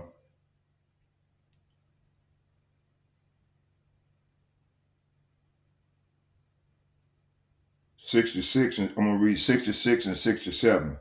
It said, what will ye do, or how will ye hide your sins before power and his angels? Hey, that power is G430, who everybody ignorant called Jesus Christ. Verse 67, it said, behold, Yahweh Bahashem Yahushai himself is the judge. Fear him and leave off from your sins. And he's talking to the Israelites. He said, and forget your iniquities to meddle no more in them forever. So shall Yahweh Bahashem Yahweh shall lead you forth and deliver you from all trouble. See, hey, this is what we hoping for. You know, not for what I'm seeing on the screen here, you know? Okay, let's go to verse 74. Let's get 2 Ezra chapter 16, verse 74. I'm going to start at 73. It said, then shall they know, say what? Then shall they know who are my chosen, see, and they shall be tried as the gold in the fire. Verse 74. Hear, O ye, my beloved, said the Lord. Behold, the days of trouble are at hand, but I will deliver you from the same. See, hey, this is what we banking on, man. You see? We ain't trusting in these devils, man, in they technocracy or they new world order plan. Man, we against that shit, that bullshit. But hey, you got our people, man, that these simple ones, they don't even know what's going on. So the Lord gave them over to a reprobate mind where they can't receive this thing. So they ass gonna get caught up in it. Let's go here to Ezekiel chapter 32. Let me see here. That's what I want right here. Let me see. Yeah, here we go. So the Lord the Lord finna put these people and get caught up in this dragnet. Let me see here. Let's go here to Jeremiah. Let's get Jeremiah chapter 6.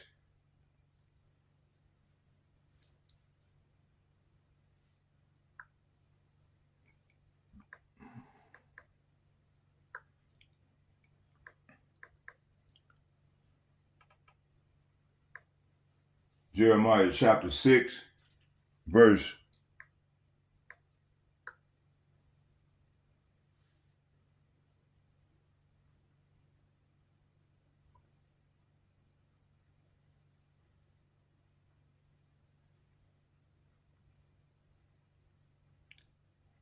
14. I'm going to start at 13. It said, for from the least of them even unto the greatest of them, everyone is given to covetousness, and from the prophet even unto the priest, everyone deal falsely. So, hey, the Lord talking to his people, saying this is what his people doing, even following the ways of these heathens. You know, in their philosophies, their pseudoscience philosophies, you know.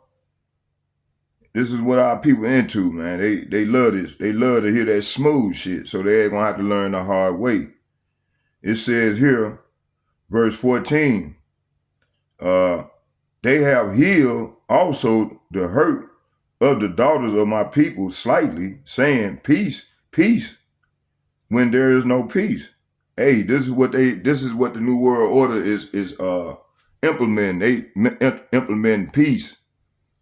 You know, they come in the skies of peace under the skies of sustainable development, under a new world, under a Klaus Schwab and his regime, and Donald Trump and the rest of these so-called leaders. They coming with peace, but hey, they got war on their mind, man, and war against the tribes, because they want to get back. They want to try to take back the birthright.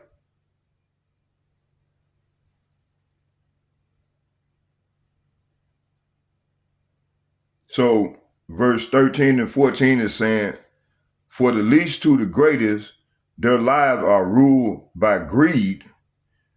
From prophet to priest, they are all frauds. So the Lord is talking about these replacement theologies, Islam, the Catholic Church, Christianity. You know, let's read that again. It said, from the least to the greatest of their lives are ruled by greed. From the prophets, which is the church and the so-called leaders, it said, you know, he opened up that portal. It said their lives are ruled by greed. From prophets to priests, they have all frauds. Verse 14, they offer superficial treatments to my people, a mortal wound. They give assurance of peace when there is no peace. See? Let's go here to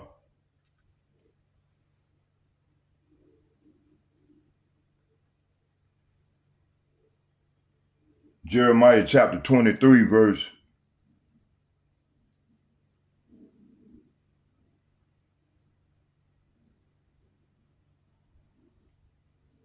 let me see, 17, but I'm gonna start at 15 and I'm gonna read to 17. It said, therefore, thus saith Yahweh of hosts concerning the prophets, behold, I will feed them with wormwood and make them drink the water of gall. For from the prophets of Jerusalem is profaneness gone forth into all lands. See? It said, thus saith Yahweh of hosts, hearken not unto the words of the prophets that prophesy unto you. They make you vain. They speak of vision of their own heart, and not out of the mouth of Yahweh. Verse 17, it says, they say still unto them that despise me, Yahweh hath said, ye shall have peace. And they say unto everyone that walketh after the imagination of his own heart, no evil shall come upon you. See? Hey, this is what these people be doing, man. So verse 16, 15 through 17 is saying, therefore, this is what Yahweh Ba'ashem Yahushai of heaven's army says concerning the prophets. I will feed them with bitterness and give them poisons to drink. For it is because of Jerusalem prophets that wickedness has filled this land. Wow. It says here, this is what Yahweh Ba'ashem Yahushua of heaven's armies says to his people. Do not listen to these prophets when they prophesy to you, filling you with futile hopes. They are making up everything they say. and do not speak for the Lord. So, hey, this is talking about these prophets in the church, these Christian churches and shit. Okay? Coming under the skies of John 3:16, not knowing the understanding on John 3:16. It said, they keep saying to those who despise my words, don't worry, the Lord says you will have peace. And those who stubbornly follow their own desire, they say no harm will come to you, come your way. Ezekiel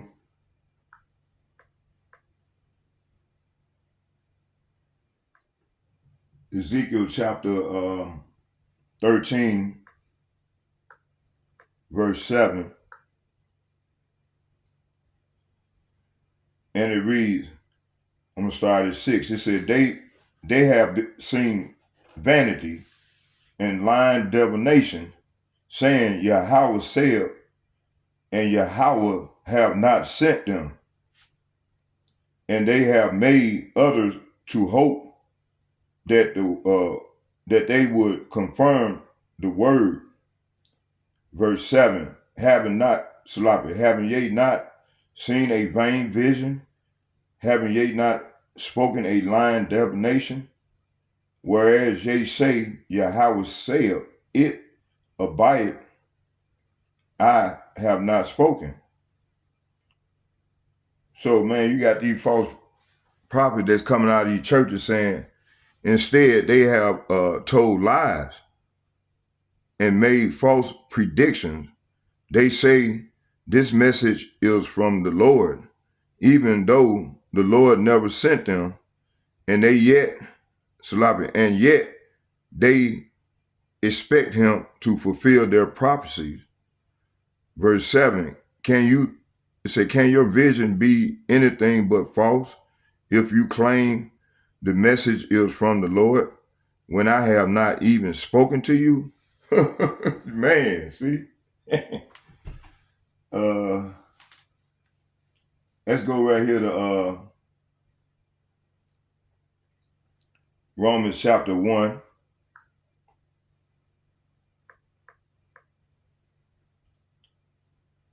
Romans chapter 16, verse 18.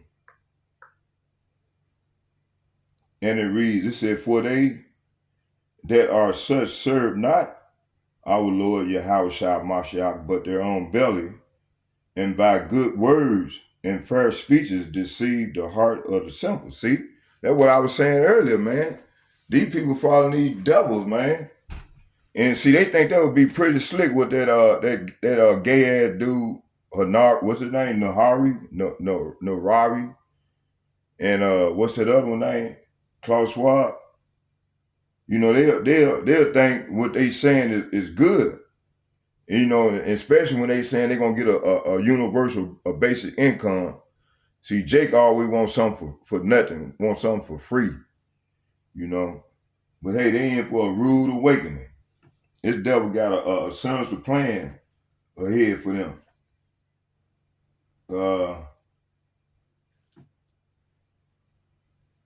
So right here it's saying such people are not serving Hamashiach, our Lord.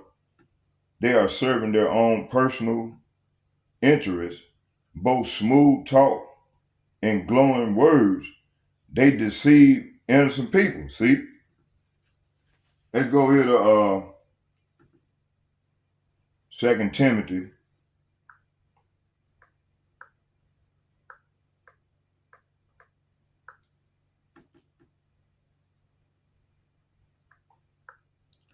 And you know what? You can say that, you know, that damn Yanari and Klaus Schwab, them the fucking priests and prophets from the left-hand side, you know? Demons. It says here, and this is what we doing, you know, starting with the elder bishops, apostles and bishops. This is what they doing. 2 Timothy chapter 4, and the like-minded men on down is myself. This is what we doing. It said, preach the word, be instant in season and out of season, reprove, rebuke, exhort with all long suffering and doctrine. Verse 3, for the time will come when they will not endure sound doctrine, but after their own lust shall heap to themselves teachers having itching ears. And see, this is what our people done. Verse 4, and they shall turn away their ears from the truth and shall be turned into fables. And see, this is what this man is coming with. You know, like that dude, what's his name? Yanari said, it's been 4 billion years. Talking, man, listen, man, the earth is about close to 6,000 years old, man, according to what's written in that Bible, in the Bible. I rather believe the Bible than believe what this devil is saying, you know? And who's give him the audacity that said that the earth is through they pseudoscience that the earth is 4 billion years old. You know, I want to look up something real quick.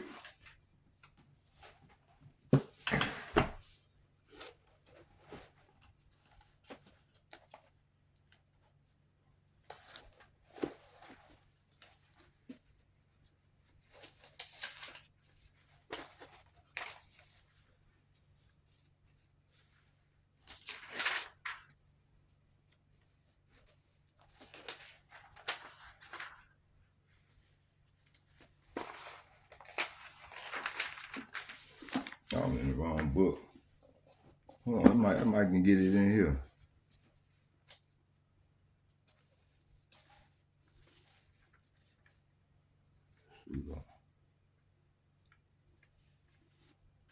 I think I did read it in here one.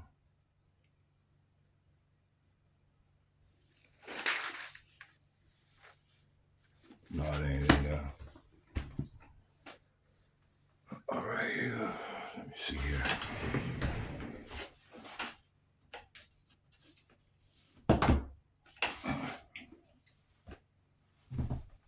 Oh.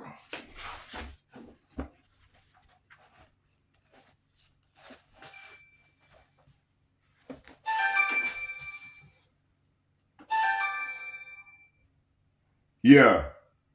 Hi, Daddy. Hey, how you doing? I'm good. How are you? All right. Hey, Jessica, I'm in the middle of doing a lesson right now. I'm gonna call you back as soon as I'm done.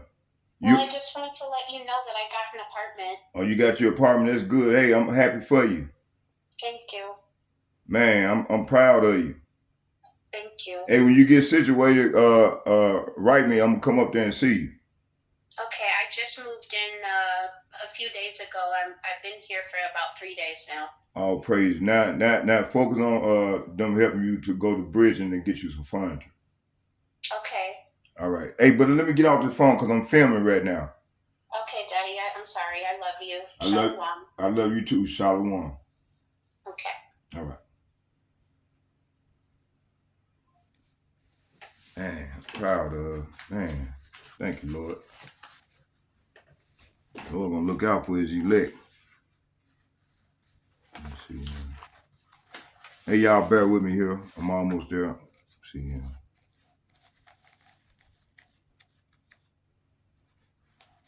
Yes.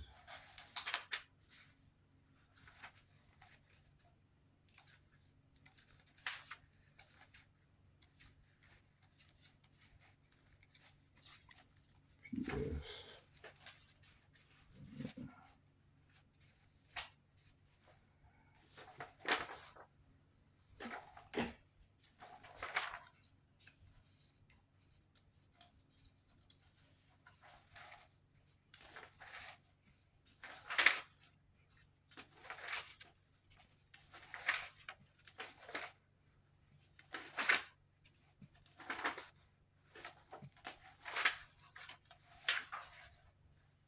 Oh, here we go. Perfect. So I'm looking up that word pseudo. Pseudo means. Let me see here.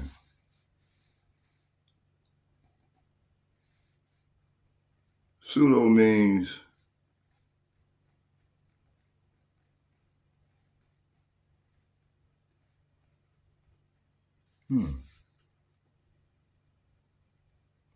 pseudo means it says false, from pseudon, to deceive, a combining form meaning fictitious, preended, sham, as a pseudonym, counterfeit. So this AI thing is counterfeit, man.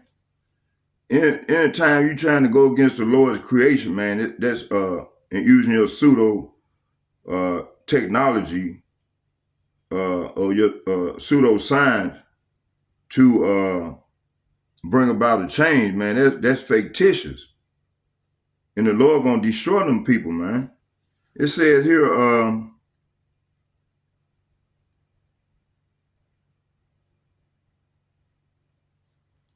I'm trying to find it where it says pseudoscience. I want to find out one. Let me see here.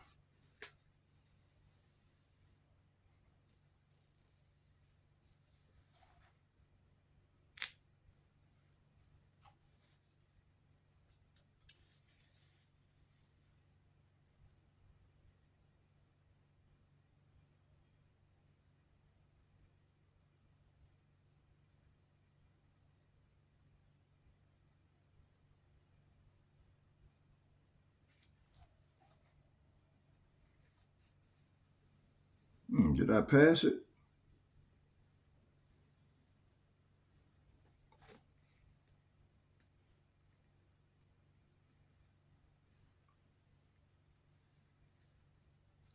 Let me look it up. Hold on, y'all. Bear with me.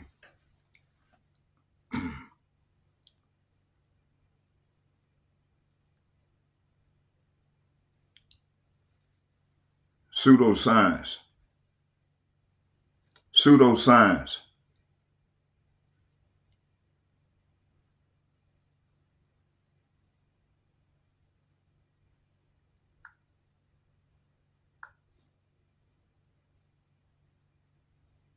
Pseudoscience. Pseudoscience. It says a collection of beliefs or practices mistakenly regarded as being based on scientific methods.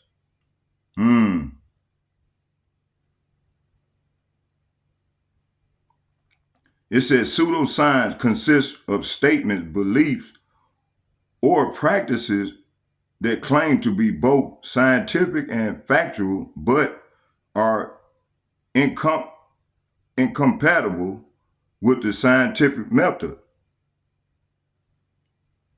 See? So this is what they've been giving us, right? I just wanted to look that word up. So this man said, he said, it says here, he said, hello everybody, thank you for wonderful. It says, and yes, what I want to talk about to you about is AI and the future of humanity.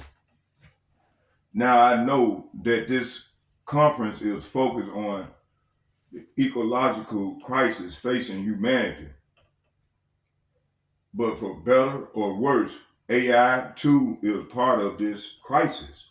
AI can help us in many ways, to overcome the ecological crisis, or it can make it far worse. See, so hey man, these people got a sinister plan, man, and where they want to try to link man to machine. Let's go back to the scriptures. Let's go back here to Ezekiel. Let's get Ezekiel chapter 32.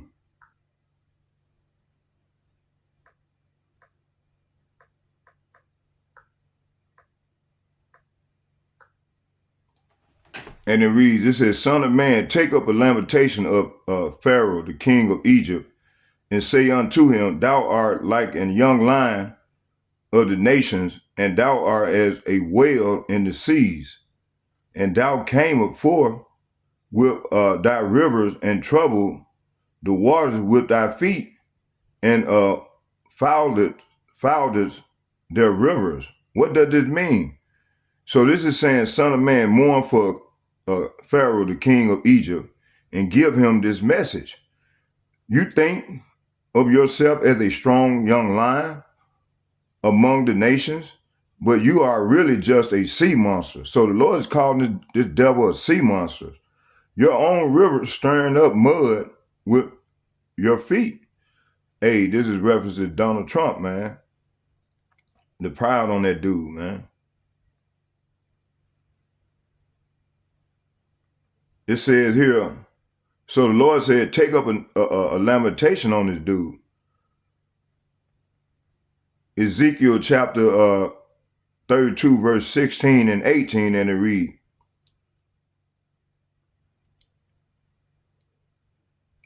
yes, it said, this is the lamentation wherewith they shall lament her. The daughters of the nation shall lament her. They shall lament for her, even for Egypt, and for all her multitude, saith Yahweh Bahashem Yahushai. Son of man, wail for the multitude of Egypt, and cast them down, even her and the daughters of the famous nations, unto the nether parts of the earth, with them that go down into the pit. So, hey, these nations that's in bed with Babylon, or was her so-called allies, hey, they're going down in the pit right along with Babylon, man. Okay? Let's go back. It says here, Ezekiel chapter 19, verse 1, it says, moreover,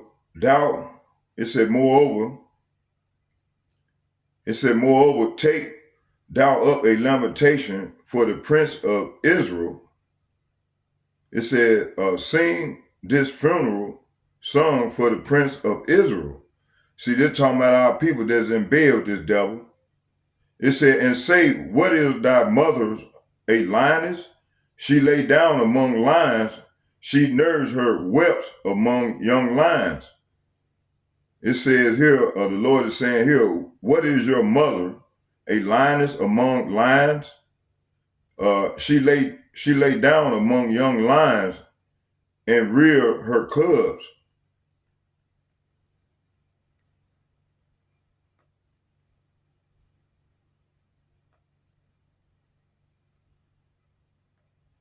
Ezekiel chapter 27,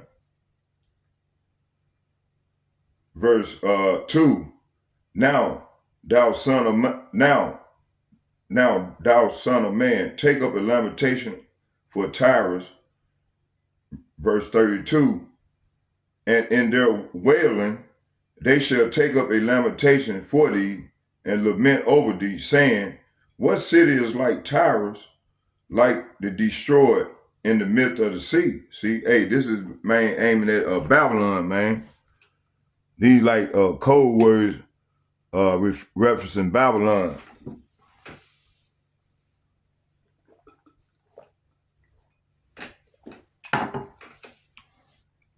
Let me see, let's go here to Ezekiel chapter 28, verse 12. It says, son of man, take up a lamentation upon the king of Tyrus, and say unto him, thus saith Yahweh, Bahashem Yahushai, thou sealest up the sum full of wisdom and perfect in beauty. So the Lord is saying here, son of man, sing this funeral song for the king of Tyre, and give him this message from the sovereign Yahweh Bahashem Yahushai. You were the model of perfection, full of wisdom and exquisite in beauty.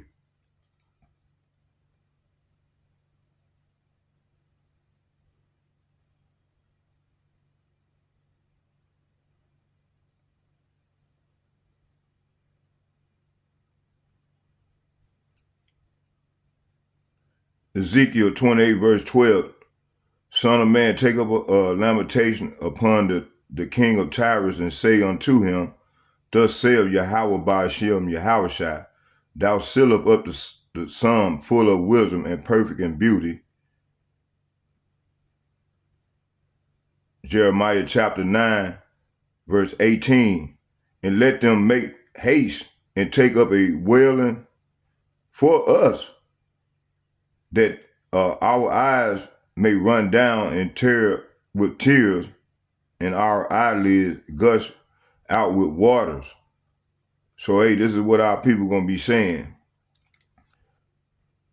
Genesis chapter 49, verse 9, Judah is a lion's whelp from the prey.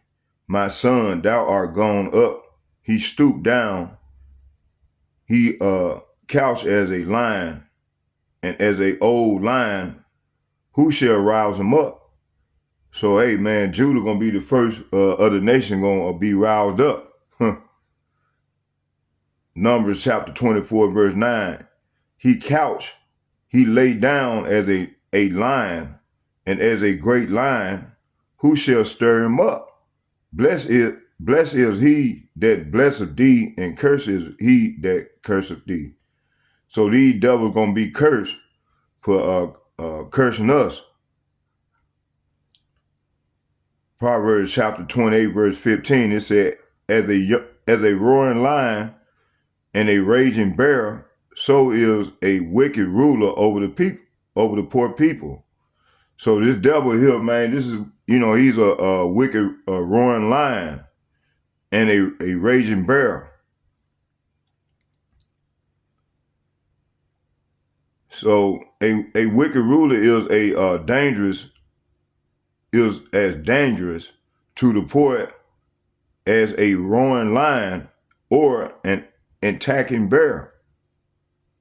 So this is referencing Donald Trump, man, and how he gonna be towards our people in the coming days.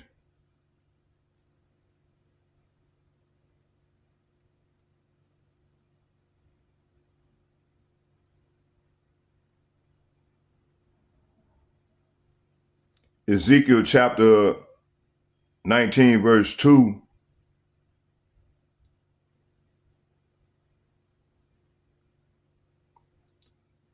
Ezekiel chapter 19, verse 2.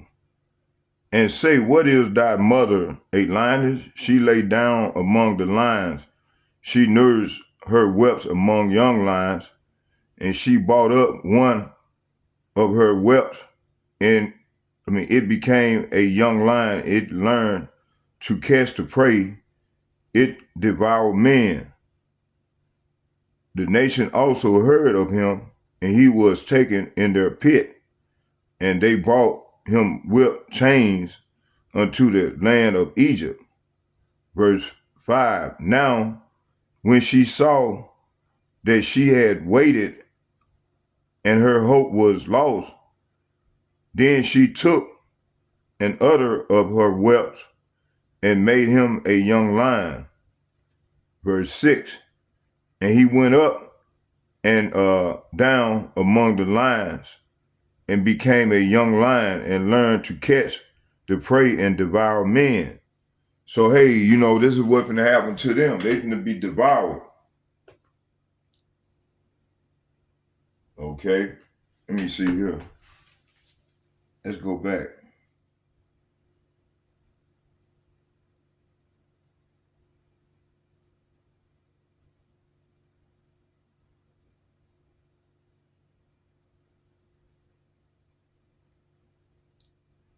Proverbs chapter 28, verse 15, and it reads, as a roaring lion, a raging bear, so is the wicked ruler over the poor.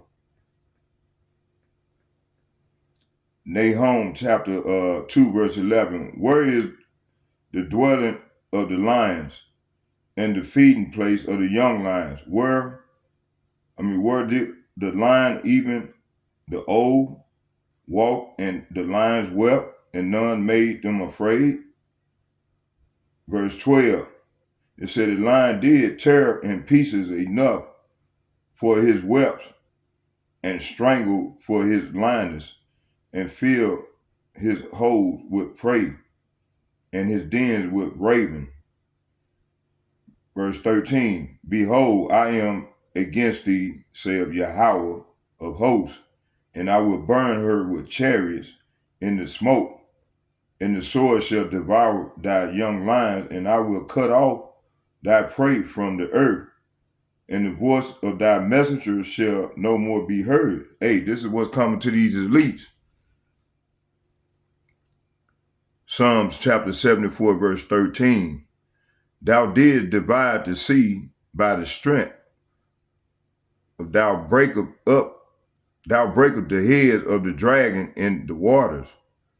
Verse 14, it said, thou breakest the head of Leviathan in pieces, and gavest him to be meat to the people inhabiting the wilderness. So, hey, this is what's going to happen to these elites. So the Lord going to give us all they wealth. It says here, you split the sea by your strength and smash the heads of the sea monster. You crush the heads of Leviathan and let the desert animals eat him. So, hey, this is what's going to happen to these elites, man.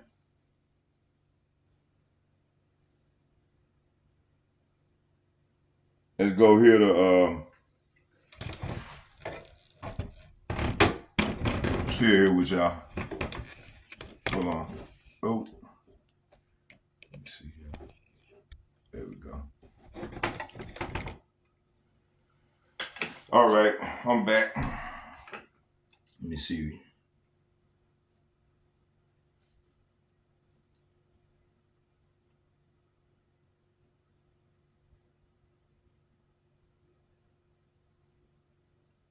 Jeremiah chapter 4, verse 7. The lion is come up from his thicket, and the destroyer of the Gentiles is on his way. Say what?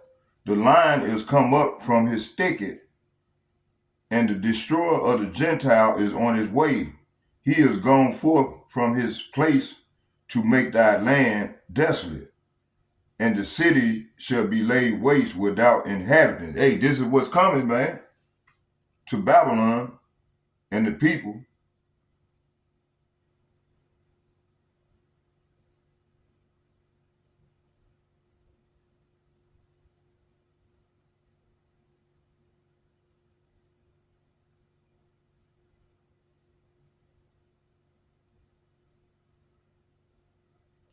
Isaiah chapter 27, verse 1. It said, in that day Yahweh with his sword and great and strong sword shall punish Leviathan, the piercing serpent, even Leviathan, that crooked serpent. He shall slay the dragon that is in the sea. Hey, this is representing the elites. Isaiah chapter 51, verse 9. Awake, awake, and put on strength, O arm of Yahweh. Awake as in the ancient days, in the generation of old. Art thou not it that have cut Rahab the wounded and wounded the dragon?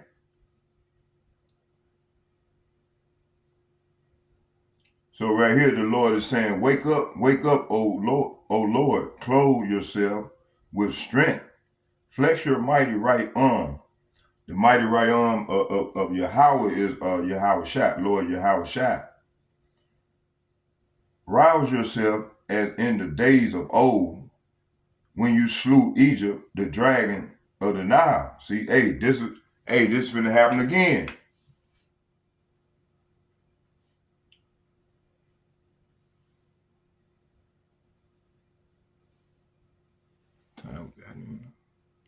Okay, bring out a few more. We'll get 3 and then we'll shut it down with a prayer.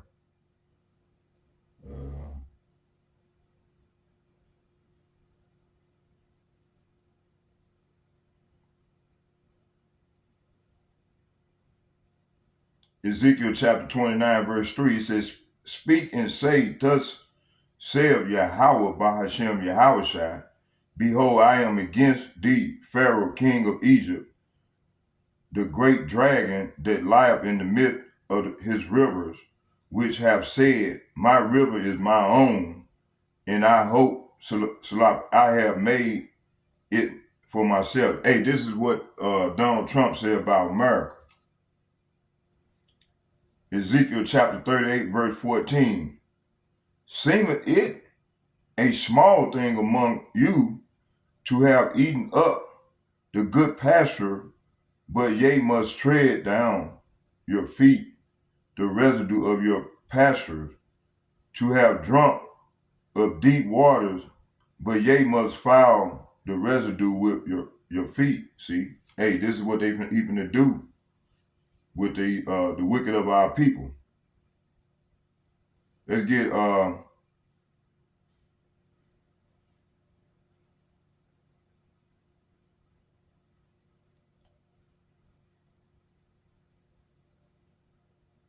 Ezekiel chapter 32, verse 3. And it reads, Thus saith Yahweh Ba'ashem Yahushai, I will therefore spread out my net. Say what? I will therefore spread out my net over thee with a company of many people, and they shall bring thee up in my net. So hey, these the Assyrians and them brick nations in Russia gonna bring the wicked up in the net, in the Lord's net, with them and their AI system. Let's read that again. It says, Thus saith Yahweh Bahashem Yahushai, I would therefore spread out my net over thee with a company of many people, and they shall bring thee up in my net. Ecclesiastes chapter 9, verse 12. For man also knoweth not his time, as the fishes that are taken in an evil net. So these devils are going to be taken in an evil net. And as the birds that are caught in a snare. So they are going to get caught up in a snare. So are the sons of men snared in an evil time, when it faileth suddenly, when it falleth suddenly upon them. So hey, this evil net gonna fall suddenly upon these devils. Them and they new world order plan. Jeremiah chapter 16, verse 16, and it reads, Behold, I will send for many fishermen, saith Yahweh, and they shall fish them, and after will I send for many hunters, and they will hunt them from every mountain and from every hill and out of the holes of the rocks. See, hey, the Lord gonna raise us men up, man. We're gonna become hunters. And man, I'm hoping and praying I'm one of them. Let's read that again. It said, But now I am sending for many fishermen who will catch them, said the Lord. I am sending for hunters who will hunt them down in the mountains, to my governments, hills, governments, in caves. They're going to be trying to hide in the bunkers, in them caves, in the rocks, in the clefts of the rocks. These elites.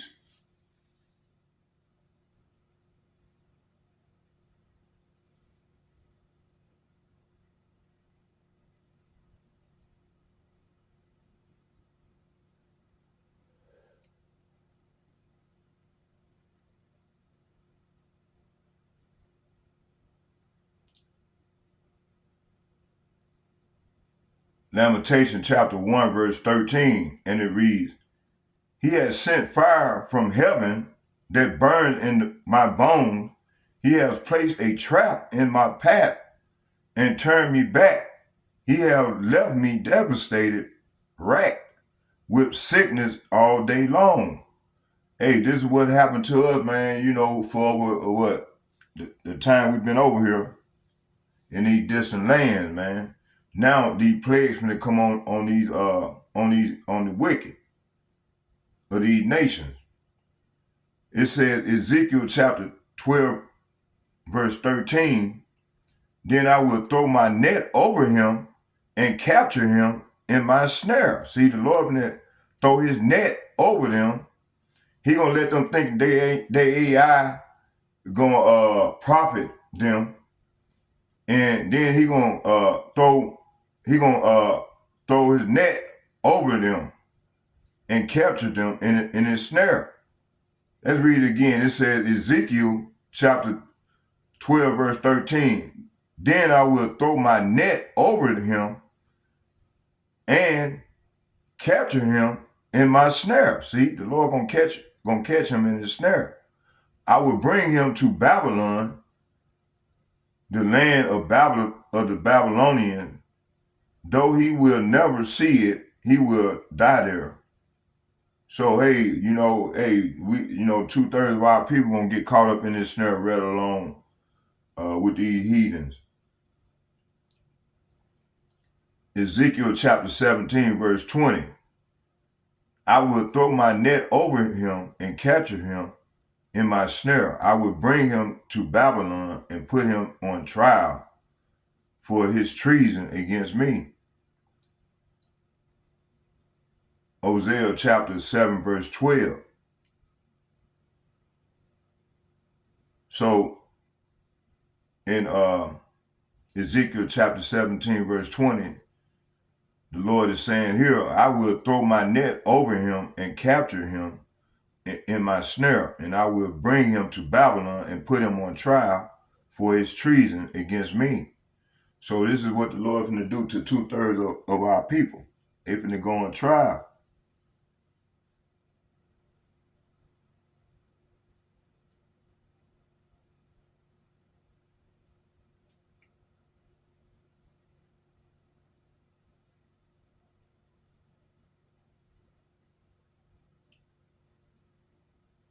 Hosea chapter 7, verse 12. But as they fly about, I will throw my net over them and bring them down like a bird from the sky. See, the Lord gonna bring these devils down from the sky. They radar. What they got that what is it? Skynet.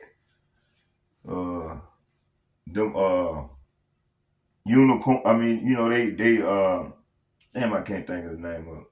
Radar systems up there, up in the space. So the Lord saying here, where it at? He said, but as they fly about, I will throw my net over them and bring them down like the birds of the sky, and I will punish them for all the evil they do. See, the Lord gonna take these devils down, man. Habakkuk chapter 1, verse 14. Are we only fish to be caught and killed? Are we only sea creatures that have no leaders?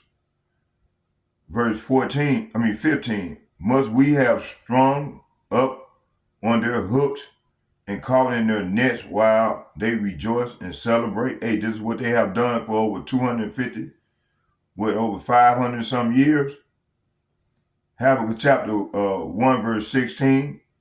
It reads, then they will worship their nets and burn incense in front of them. These nets are the gods who have made us rich. They will claim, hey, this is Donald Trump them. And you said they golden age, and they finna try to benefit off of Jake. Habakkuk chapter 1, verse 17. Will you let them get away with this forever? Will they succeed forever in their heartless conquest? See, this is But it's not going to succeed. The Lord going to take these devils down. Let's go here to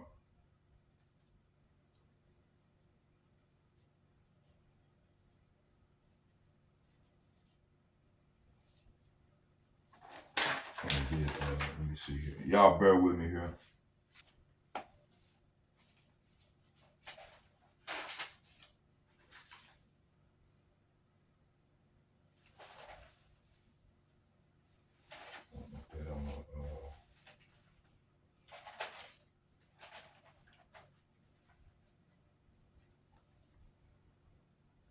Let's go to here.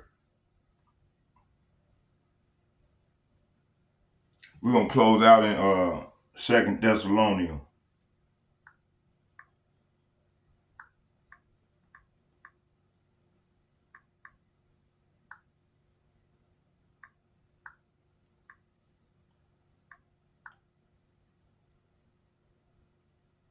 Second Thessalonians chapter 2,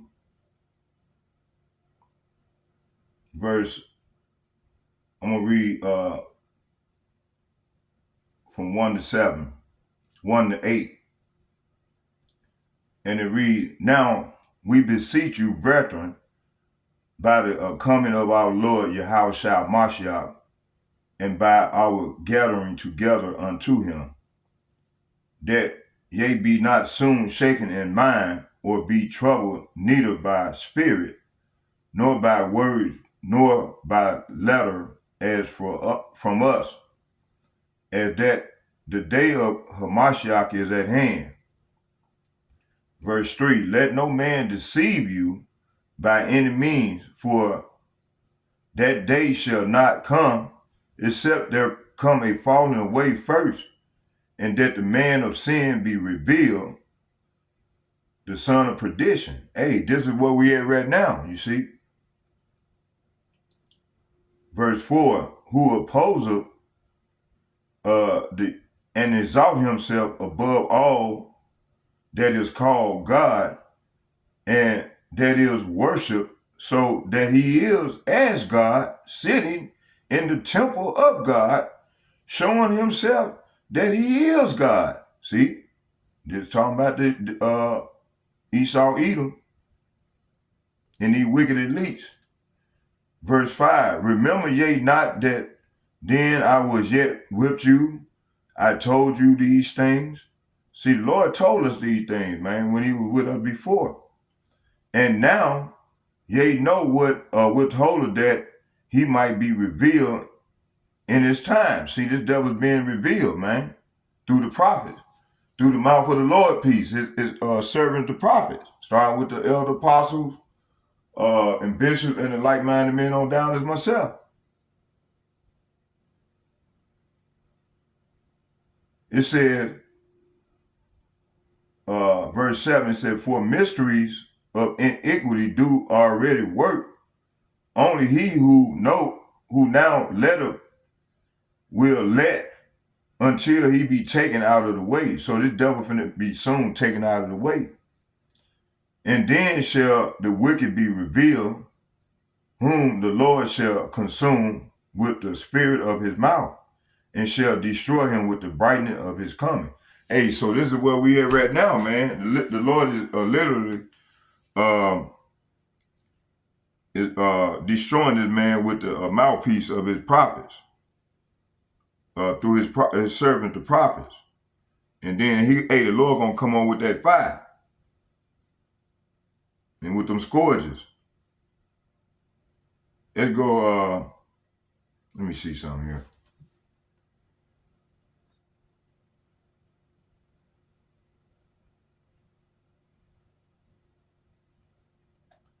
Let's start here. Let's go to Matthew chapter 24, verse 4, and I'm going to read to 6. It said, Yahushua answered and said unto them, take heed that no man deceive you. Verse 5, for many shall come in my name, saying, I am Hamashiach, I am the Christ, and shall deceive many. So you got a lot of people coming in the name of Christ and deceiving a lot of our people. Verse 6, And ye shall hear of wars and rumor of wars.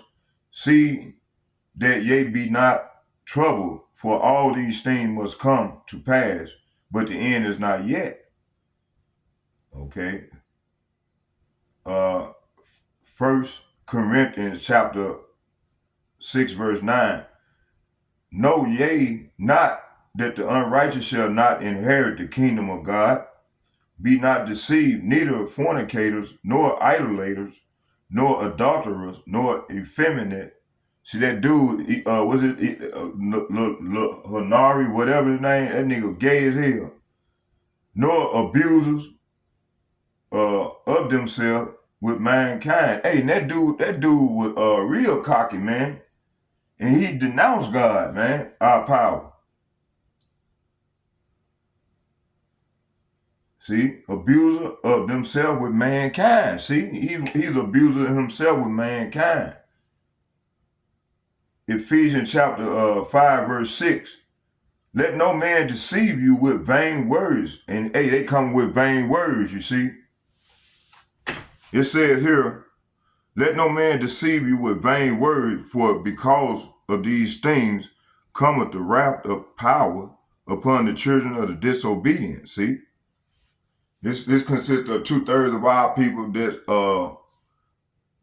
fail to hearken to the Lord. They are and that's joined unto this devil and the heathen nation. So these are the children of the disobedient. 1 Timothy chapter 4, verse 1. Now the Spirit speaketh expressly that in the latter times, which we are in now, some shall depart from the faith, giving heed to seducing spirits and doctrines of devils. See, and that's what's going on at a high level. 1 Timothy chapter 4, verse 2.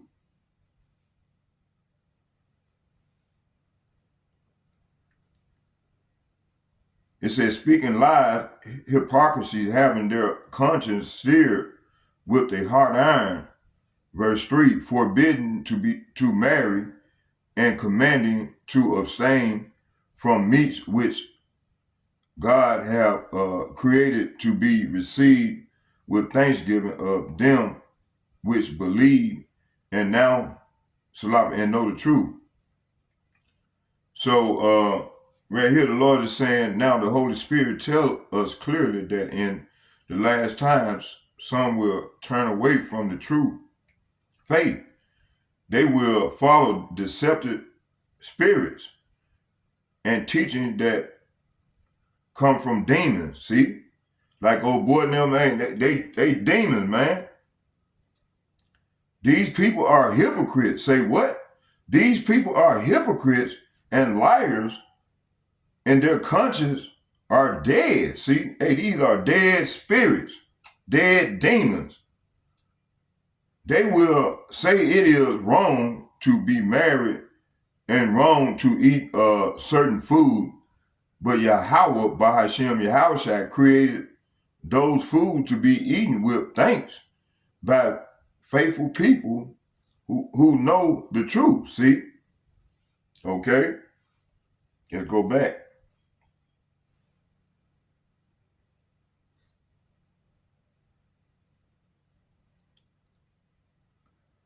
Second Timothy chapter 3, verse 1.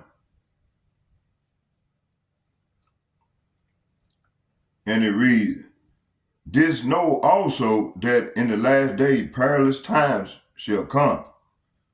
For men shall be lovers of their own selves, covetous, boasters, proud, blasphemers, disobedient to parents, unthankful, unholy, without natural affection, truce breakers, false accusers, incontinent, fierce despiser of those that are good. So you're going to have people going to say in one, you should know this Timothy. This is what the Lord is saying. You should know this Timothy, that in the last days, there will be very difficult time. And hey, this is what we head to right now. For people will love only themselves and their money like these elites, these international bankers in the 1%. It said they will be boastful and proud. Say what? They will be boastful and proud, scoffing at God, disobedient to their parents, and ungrateful. They will consider nothing sacred. See? Verse 3.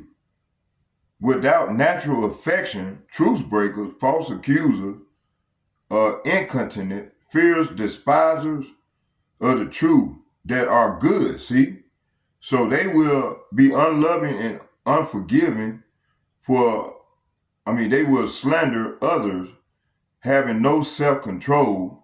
They will be cruel and hate what is good. See, hey, this that man. Hey, this that devil, man.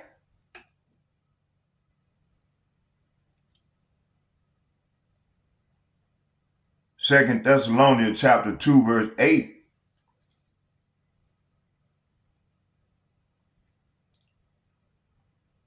And it reads, it says,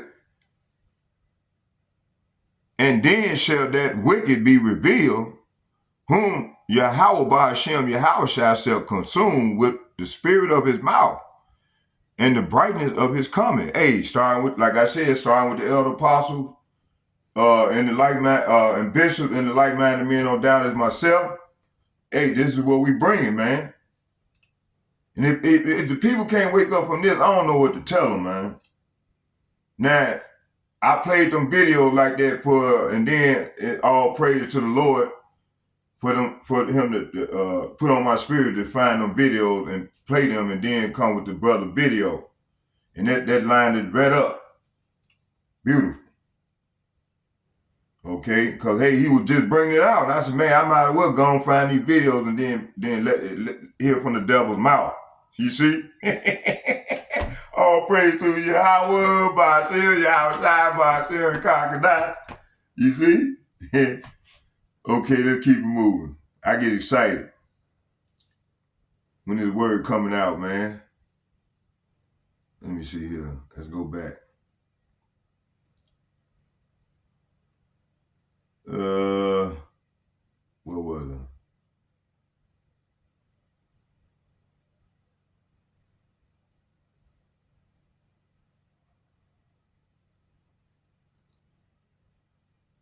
First Timothy chapter 4, verse 3 and 4, and it reads, for the time will come that they will not endure sound doctrine, but after their own lust shall heap to themselves teachers having itching ears. Verse 4, and they shall turn away their ears from the truth, and shall be turned into fables. So this is saying right here that for the time is coming when people will no longer listen to sound and wholesome teaching. They will follow their own desires and will look for teachers who will tell them whatever they itching ears want to hear. The smooth things.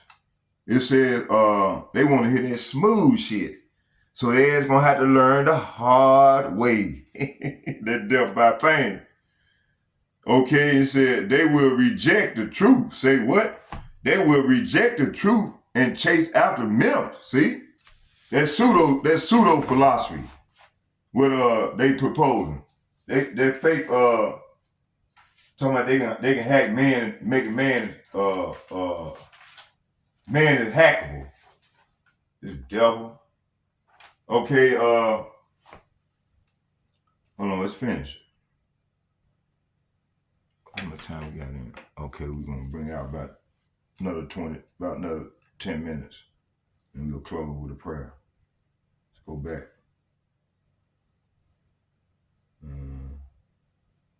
Now let's get 2 Thessalonians chapter 2, verse 8 through 10. It says, and then shall their wicked be revealed, whom Yahweh, by Hashem Yahweh shall consume with the spirit of his mouth, and shall destroy with the brightness of his coming. Even him whose coming is after the working of Satan, with all power and signs and lying wonders. So this is what they coming with their AI technology, man, which they gonna chip man, and those that don't get along with the program, they're gonna be killed, which is ordained by the Lord. It says here, and they come with them lying wonders, man. You know, like I showed y'all throughout this video, and you heard it from their own mouth. And the apostle, man, the brother Shalom, elder, in the faith, Shalom, he bought it out. It says here, verse 10, it says, and with all deceivableness and unrighteousness in them that perish, see, because they receive not the love of the truth, that they might be saved, see? And this is what's going to happen to 2/3 of our people, man. They have to get caught up in this net, in this drag net that I just brought out in Ezekiel chapter 32, verse 2 and 3.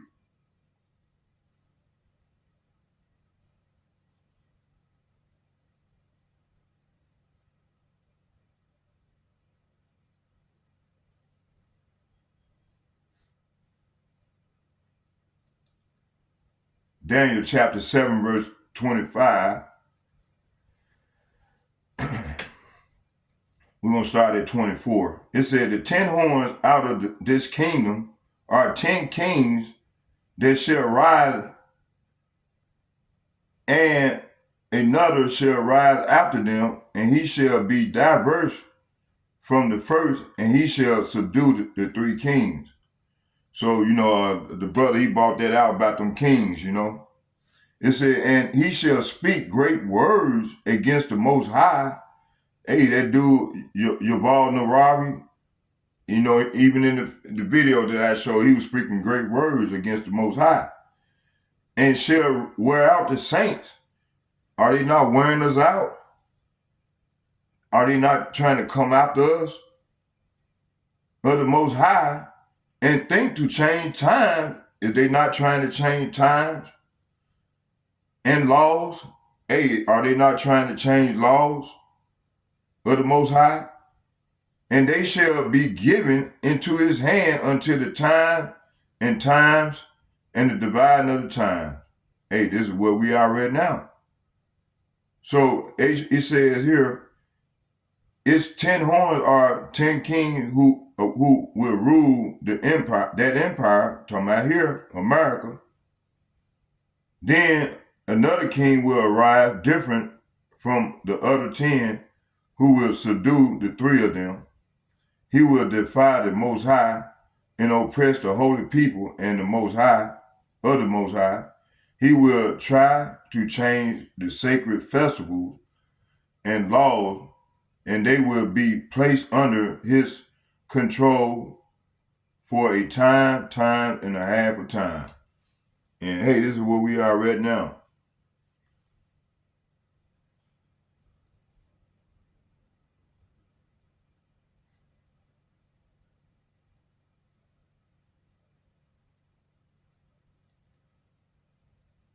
First John chapter 2, verse 18.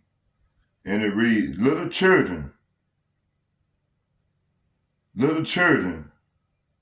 it is the last time that as ye have heard that the Antichrist shall come, even now are there many Antichrists, whereby we know that it is the last time. So you got many Antichrists, man. You got these elites, and you got 2/3 of our people and the heathen nation. All these people are Antichrist, anti-Mashiach.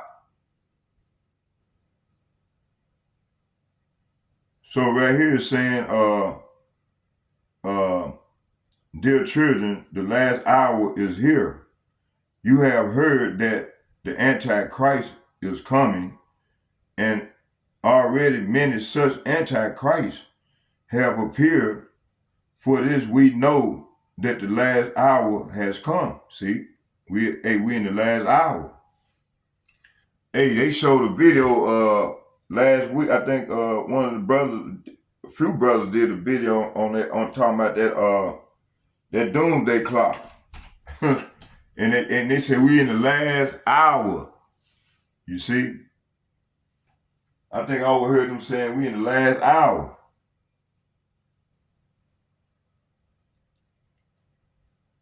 Revelation chapter 13, verse 11. And I beheld another beast coming out of the earth, and had 10 horns like a lamb, and he spake as a dragon. See? Talking about Esau Edom. Them Edomites, man, that's running America. You see, they the dragon.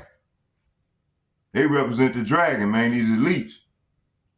Starting with the Rothschild, the Oppenheimer, the Gettys, the 1%.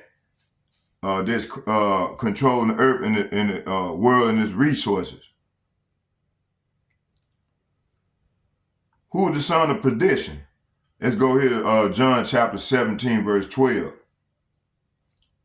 And it reads, while I was with them in the world, I kept them in thy name. Those that thou gavest me, I have kept, and none of them is lost, but the son of perdition, that the scripture might be fulfilled. See? And this is where we at.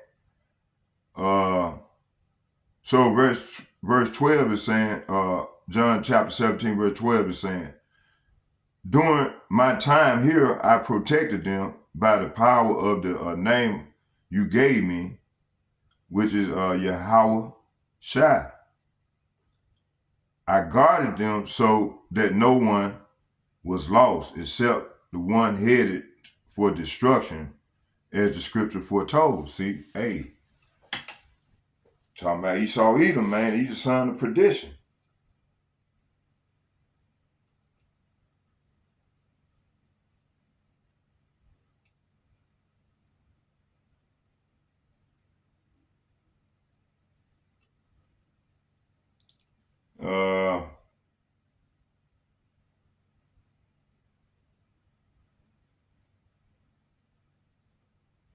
Let's get Revelation chapter 17, verse 8 and 11.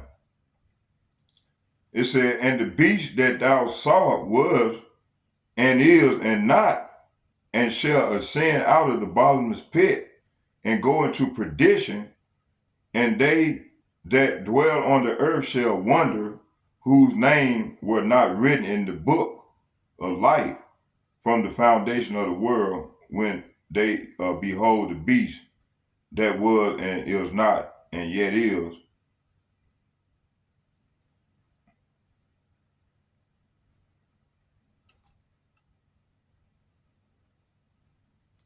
Come on now.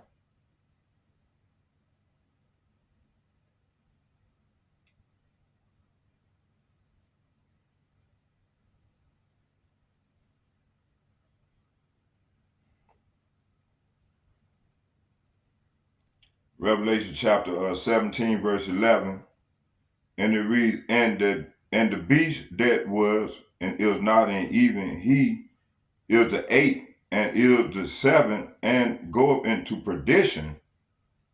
So this is saying,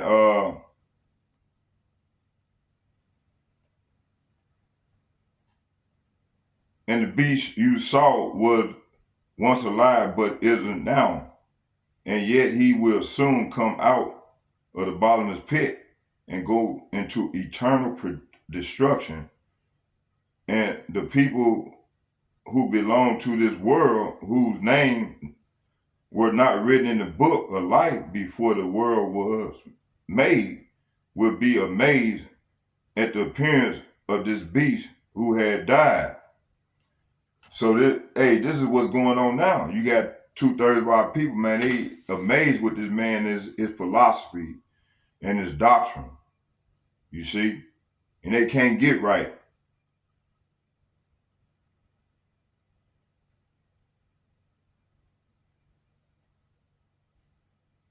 the scarlet beast that was, but is no longer, is the eighth king.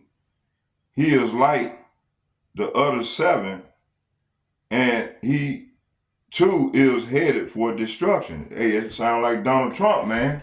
You see? Hey, I'm gonna bring out a couple more precepts and then we're gonna shut it down. Let's go here to let's bring out some. Let's go into second Ezra. Let's go back in the Apocrypha.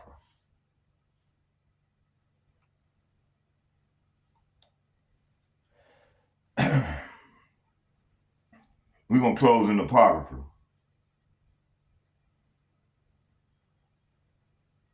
Let's go here to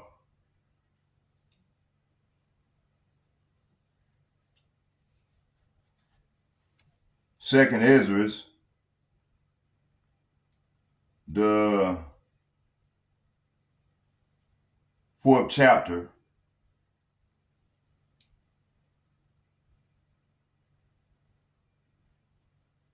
And I'm gonna start at 37. It reads, 2nd Ezra chapter 4, verse 37 to 40, and it reads, by measure have he measured the times, and by the number have he numbered the times, and he doeth not move nor stir them until the said measure be fulfilled. Hey, this is where we at right now. Verse 38, then answered I and said, O Lord, that bear rule, even we all are full of impiety. Hey, this talking about the elect, man, of the Lord. Verse 39, and for our sake, peradventure, it is that the floors of the righteous are not filled, because the sins of them that dwell upon the earth. See?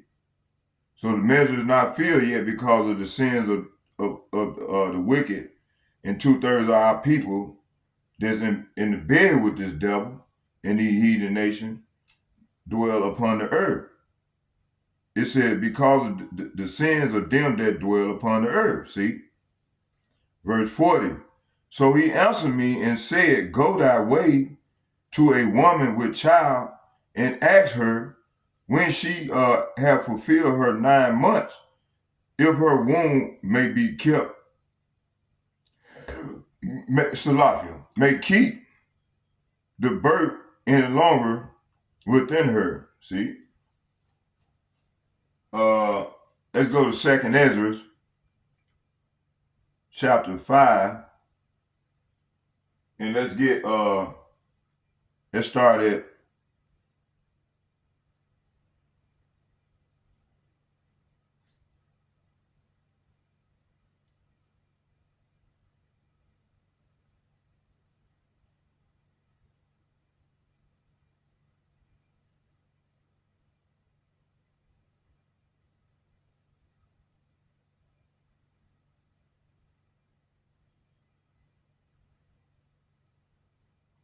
let's start at 43, and we're gonna read to 48.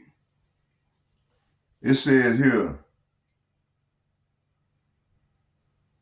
let's start at 42 and read to 48. It reads, 2nd Ezra chapter 5, verse 42, and it reads, and he said unto me, I will liken my judgment unto a ring, like as thing is no slackness of the last, even so there is no swiftness of the first. Verse 43, so I answered and said, couldst thou not make those that have been made to be now, and that are for to come at once, that thou mightest show thy judgment the sooner? Verse 44, then answered he me and said, then it said, the creature may not haste above the maker, neither may the world hold them at once that shall be created therein. Verse 45, I said, as thou hast said unto thy servant, that thou which giveth life to all, hast given life at once to the creature that thou hast created, and the creature bear it, even so it might now also bear them that now be present at once. Verse 46, he said unto me, ask the womb of a woman, and say unto her, if thou bring forth children, why does thou it not together, but one after another? Pray her therefore to bring forth 10 children at once. And I said, she cannot, but must do it by distance of time. Verse 48, then said he unto me, even so have I given the womb of the earth to those that are sown in it in their times. Woo! Man, beautiful.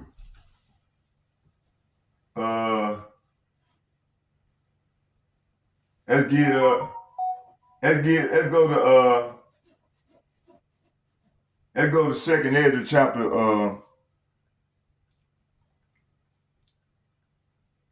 let's go back to second Ezra chapter 4, verse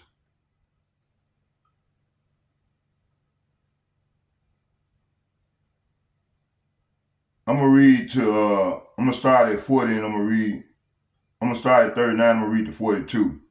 It said, and for our sake, peradventure, it is that the floors of the righteous are not filled because the sins of them that dwell upon the earth. So he answered me and said, go thy way to the woman with child and ask her when she have fulfilled her 9 months, if her womb may keep the birth any longer with her. Verse 41, then said I, no, Lord, that she cannot. And he said unto me, in the grave, the chambers, say what? In the grave, the chambers of the soul are like the womb of a woman. Verse 42, and for like as a woman that travaileth, maketh haste to escape the necessities of the travail, even so do these places haste to deliver those things that are committed unto them. See? Hey, this is what's ready to go down, man. Let's go to here. Let's go here. 1 Timothy.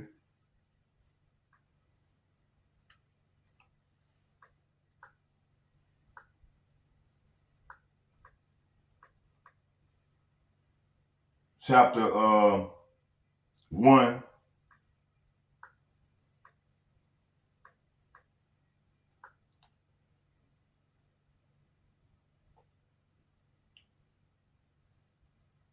I'm gonna read 1, 11, and 12. It said, according to the glorious gospel of the blessed power which was committed to my trust. Verse 12, and I thank Hamashiach Yahushua, our Lord, who have enabled me for that he counted me faithful, putting me into the ministry. So right here it's saying here, that comes from the glory of good news entrusted to me by our blessed power. I thank Yahushua Mashiach, our Lord, who has given me strength to do his work. He considered me trustworthy and appointed me to serve him. Hey, starting with the elder apostles and the like-minded men on down, man. This is how we feel, man. This is beautiful, man. Let's go here.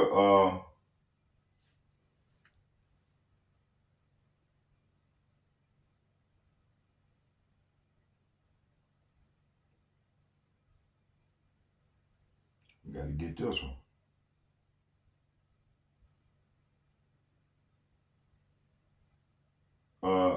1 Timothy chapter 6, verse 19 and 20. I should have did these first. So laying up in store for themselves a good foundation against the time to come. See, hey, this is what we trying to do, that they may lay hold up on eternal life. Hey, this is what we trying to do. O Timothy, keep which is committed to the trust, avoiding profane and vain babbling and opposition of signs falsely so called, see, which some professing have ear concerning the faith, grace be with thee, Amen. So, hey, the Lord is telling us, hey, let's start here at 18 and read to 21. It said, tell them to use their money to do good. They should be rich in good works. See, hey, that's the money we working on, the good works. And they should be rich in good works and generous to those in need, always being ready to share with others.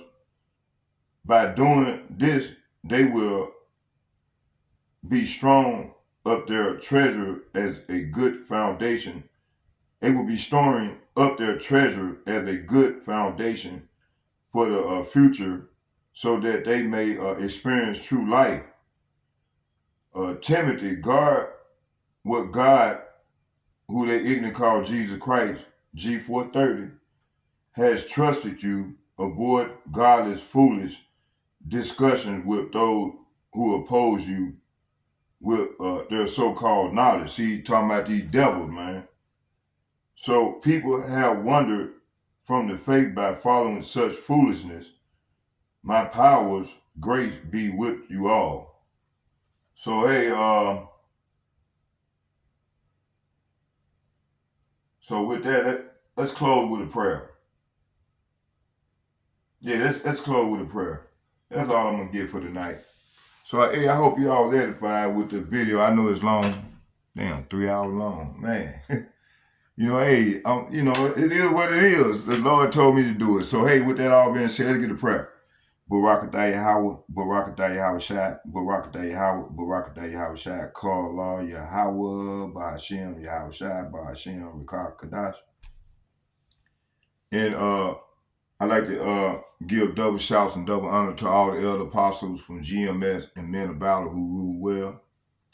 And third, I'd like to say shalom to all the like-minded men on down as myself that are doing the work for the Lord.